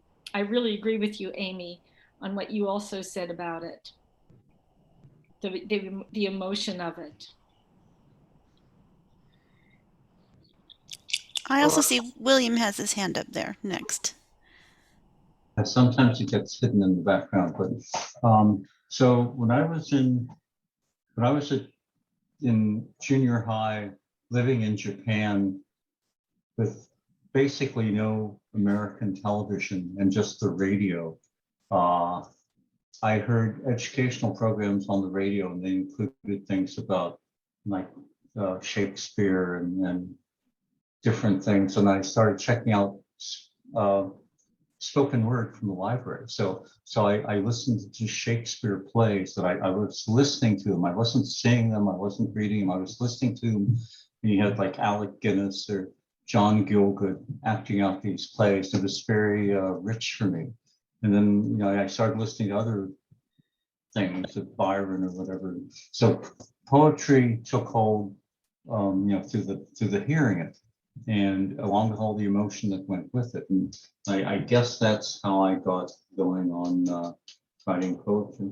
Okay. And then Kadar? Yeah, for me, I used to like writing essays as well as writing a little bit of poetry as a kid in high school.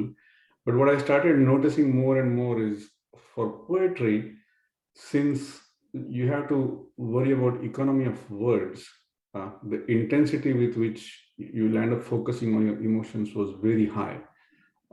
For me personally, it was more natural to gravitate to that intensity than writing something in an essay where you don't have economy of words.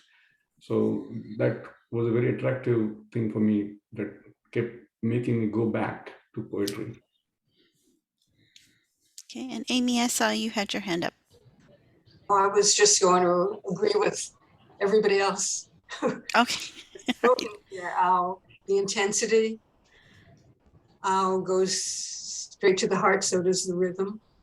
And the distillation of language, when you're trying to get the best possible words into the shortest amount of space, has a rhythm that is very similar to music, or is musical. Thank you all. All right, so my next question is, what life experience do you think has shaped your writing the most?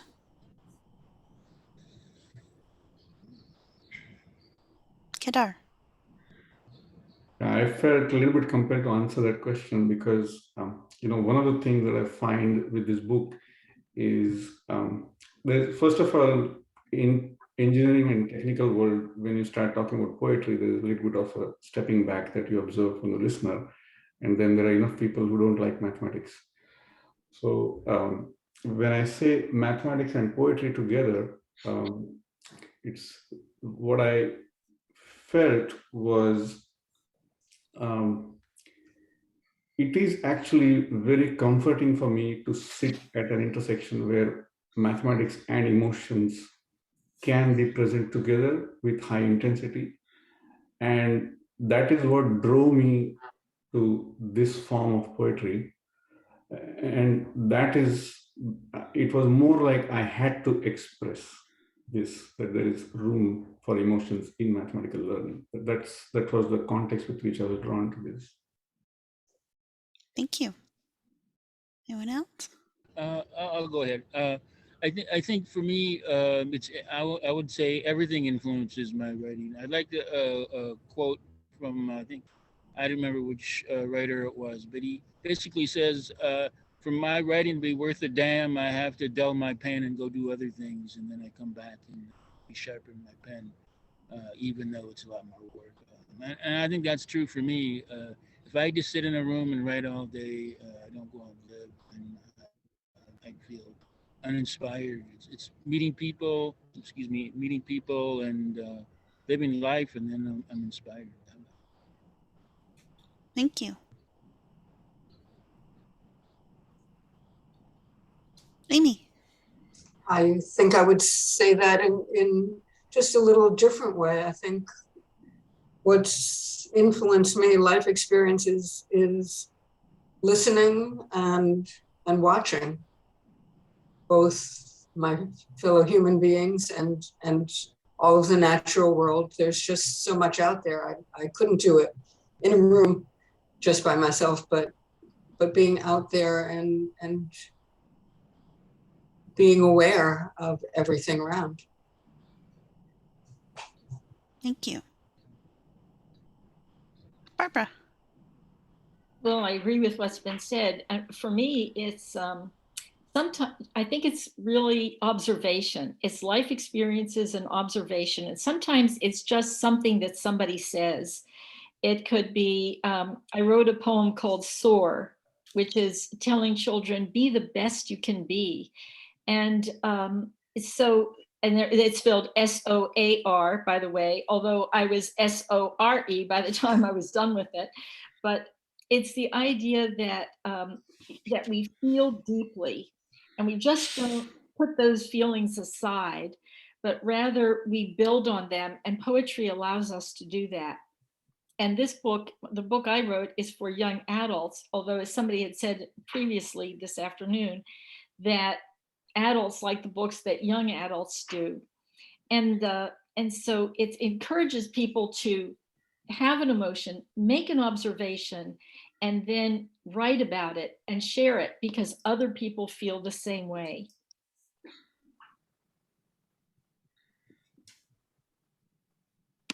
All right. William, did you want to weigh in on this one?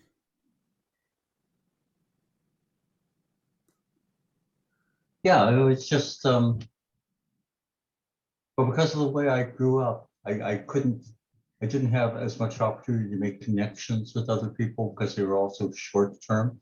So I was thrown back onto myself, and I think of myself as an introvert, although I'm more sociable now, but and that makes you more aware of your feelings and how you're reacting to everything around you. So I wanted to try to express that right at then. Thank you. All right. And then I did have one more question. What do you hope readers will take away from your writing?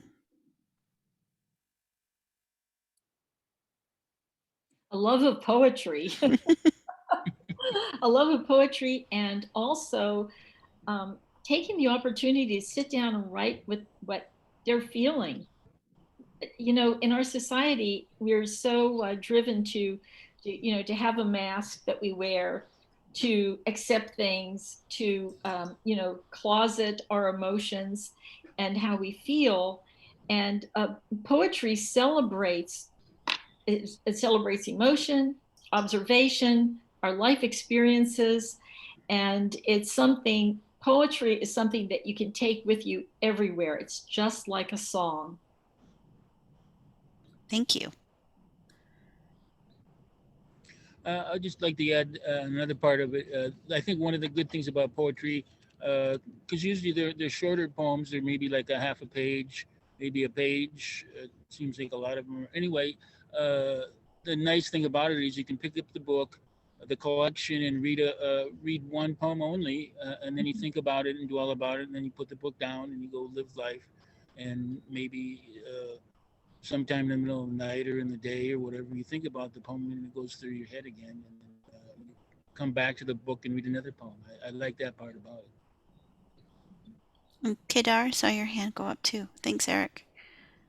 Yes, for me, there are two things that I'm hoping from this book.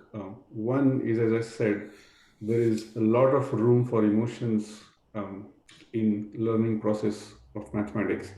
And I think the second thing I would like readers to connect to is the fact that there is an entirely different way, and it's like a different level of learning and absorbing mathematics, which is more experiential when you directly connect mathematical concepts and theorems to life experiences. That's what I'm hoping from this book. Thank you.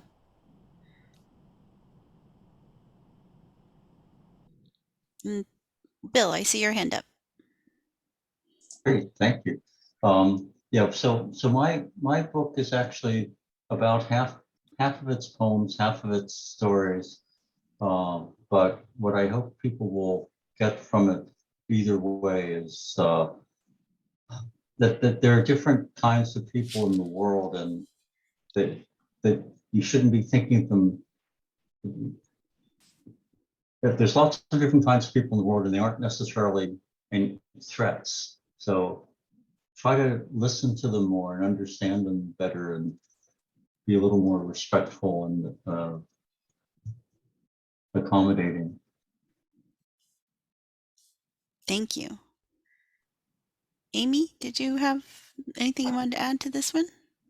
Sure. I think Patty Flores said it in her segment when she said, we're not alone and we're more alike than different. I had multiple agendas and that's one of them, for people to come together and to not be afraid of poetry. People dislike poetry. They think they can't do it. They don't like to write. They think they can't do that in any format.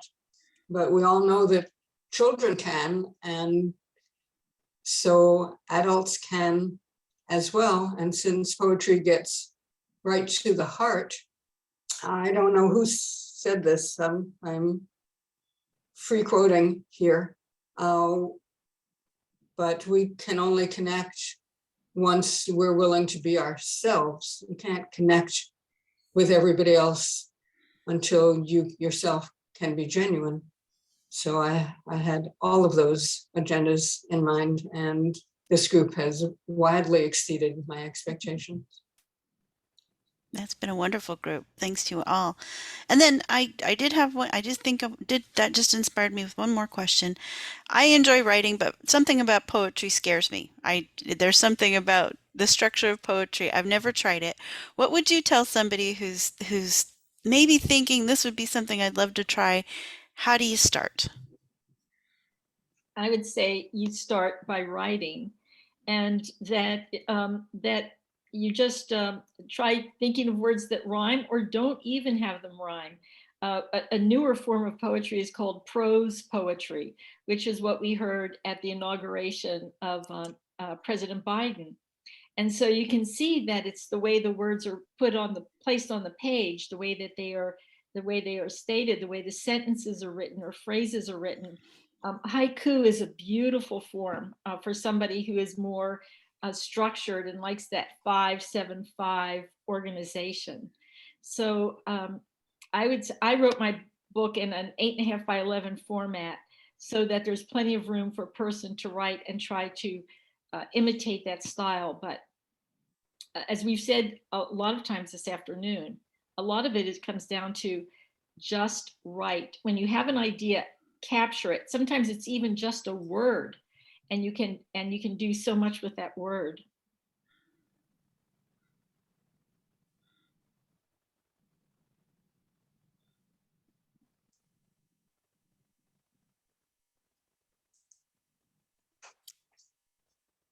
I see. Oh, Amy, yes, there's your hand. For the people who are afraid of poetry or any kind of writing, I wholeheartedly agree. Just start writing. It doesn't need to look like its final version in its first version. And you get a hand-heart connection there. If you just start writing, something takes over and it starts writing itself for you until you reach some things that you didn't even know you felt. And I have heard from what we call the A-list writers that 100 revisions is nothing. So that, that it won't come out the first time you sit down for 5 minutes.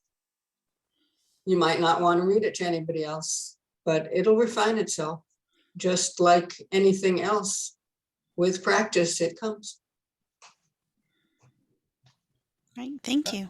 I'd just like to add, I think, because usually whenever I start any project, I have an idea of where I think it's going to go. I have a structure and all that, but usually where it ends up is slightly different, or a lot different than when I expect. So I would encourage you to just, I forgot what the specific word I was going to say, but just let the whatever you're writing surprise you. See what you end up getting. Barbara.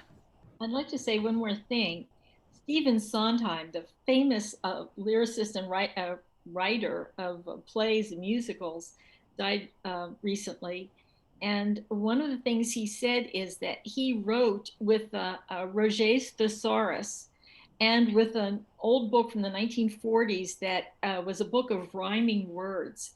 And look where it got him. So I'd say that, yes, just starting. And if you want a Roget's Thesaurus to capture the right word, or a dictionary, or a book of rhyming words, then if that helps, that's fine to do it too.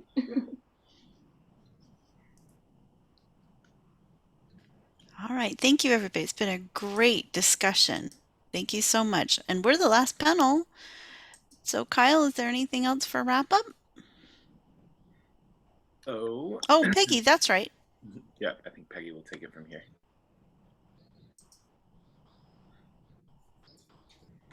So thank you everybody so far for your attention to our wonderful panels and our wonderful authors who have joined us. I get the lovely ability to highlight briefly some authors who wanted to participate with us but couldn't. And so I'm just going to briefly share their work with you. Their materials, just like all the other books that you by the authors you met today, are part of the King Library collection. So first of all, we have Jeff Alexander.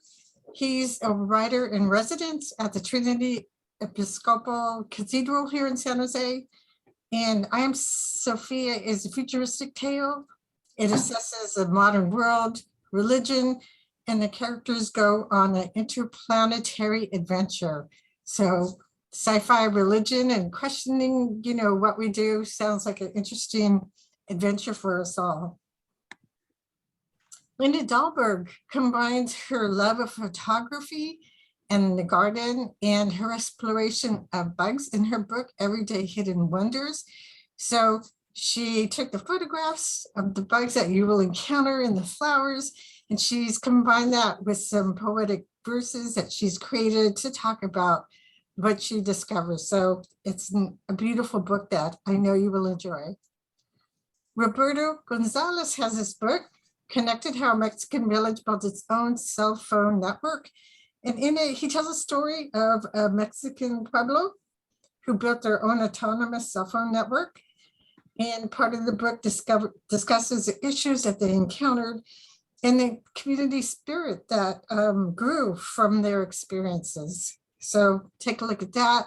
That's certainly something to think about, like what do people do when they don't have technology and their response to it. And then finally, Susie Ross.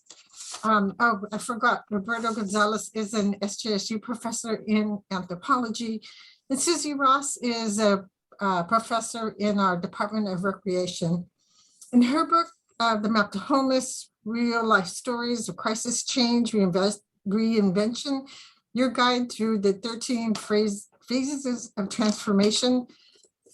Just really quickly off the back of her book, it's a journey into holistic transformation that can impact every area of your life: social, emotional, financial, physical, and spiritual, showing you to live more deliberately and playfully. So I know we would all like to do that, have fun in everything that we do, but also intentionally be deliberate about our choices. So please, all these books that you encountered today are available within the King Library collections, including the ones I just shared. So please, come in and take a look at them and, support our authors also. So we just want to say on behalf of the King Library, on behalf of the San Jose State University and the San Jose Public Library, thank you, authors. We could not have done this without your participation. You are what makes Local Lit a success every year. So again, I just want to say thank you so much for your willingness to come and share your experiences as writers and your stories with everybody. Thank you. Thank you all. And we want to say thank you to the audience. Thank you for supporting your local authors. You are what makes our reading community strong and powerful and keeps our community alive. So there is the ability to give us some feedback here. And so we encourage you to do so. And then finally, I do want to say thank you so much on behalf of the 2021 Local Lit Coordinating Committee. Thank you to my colleagues for helping us pull everything together and create this presentation and this opportunity for us all to meet and talk about writing and its importance within our lives. So thank you, everybody. Thank you. Thank you all. Thank you all. Thank you all. Thank you. Thank you. Bye-bye.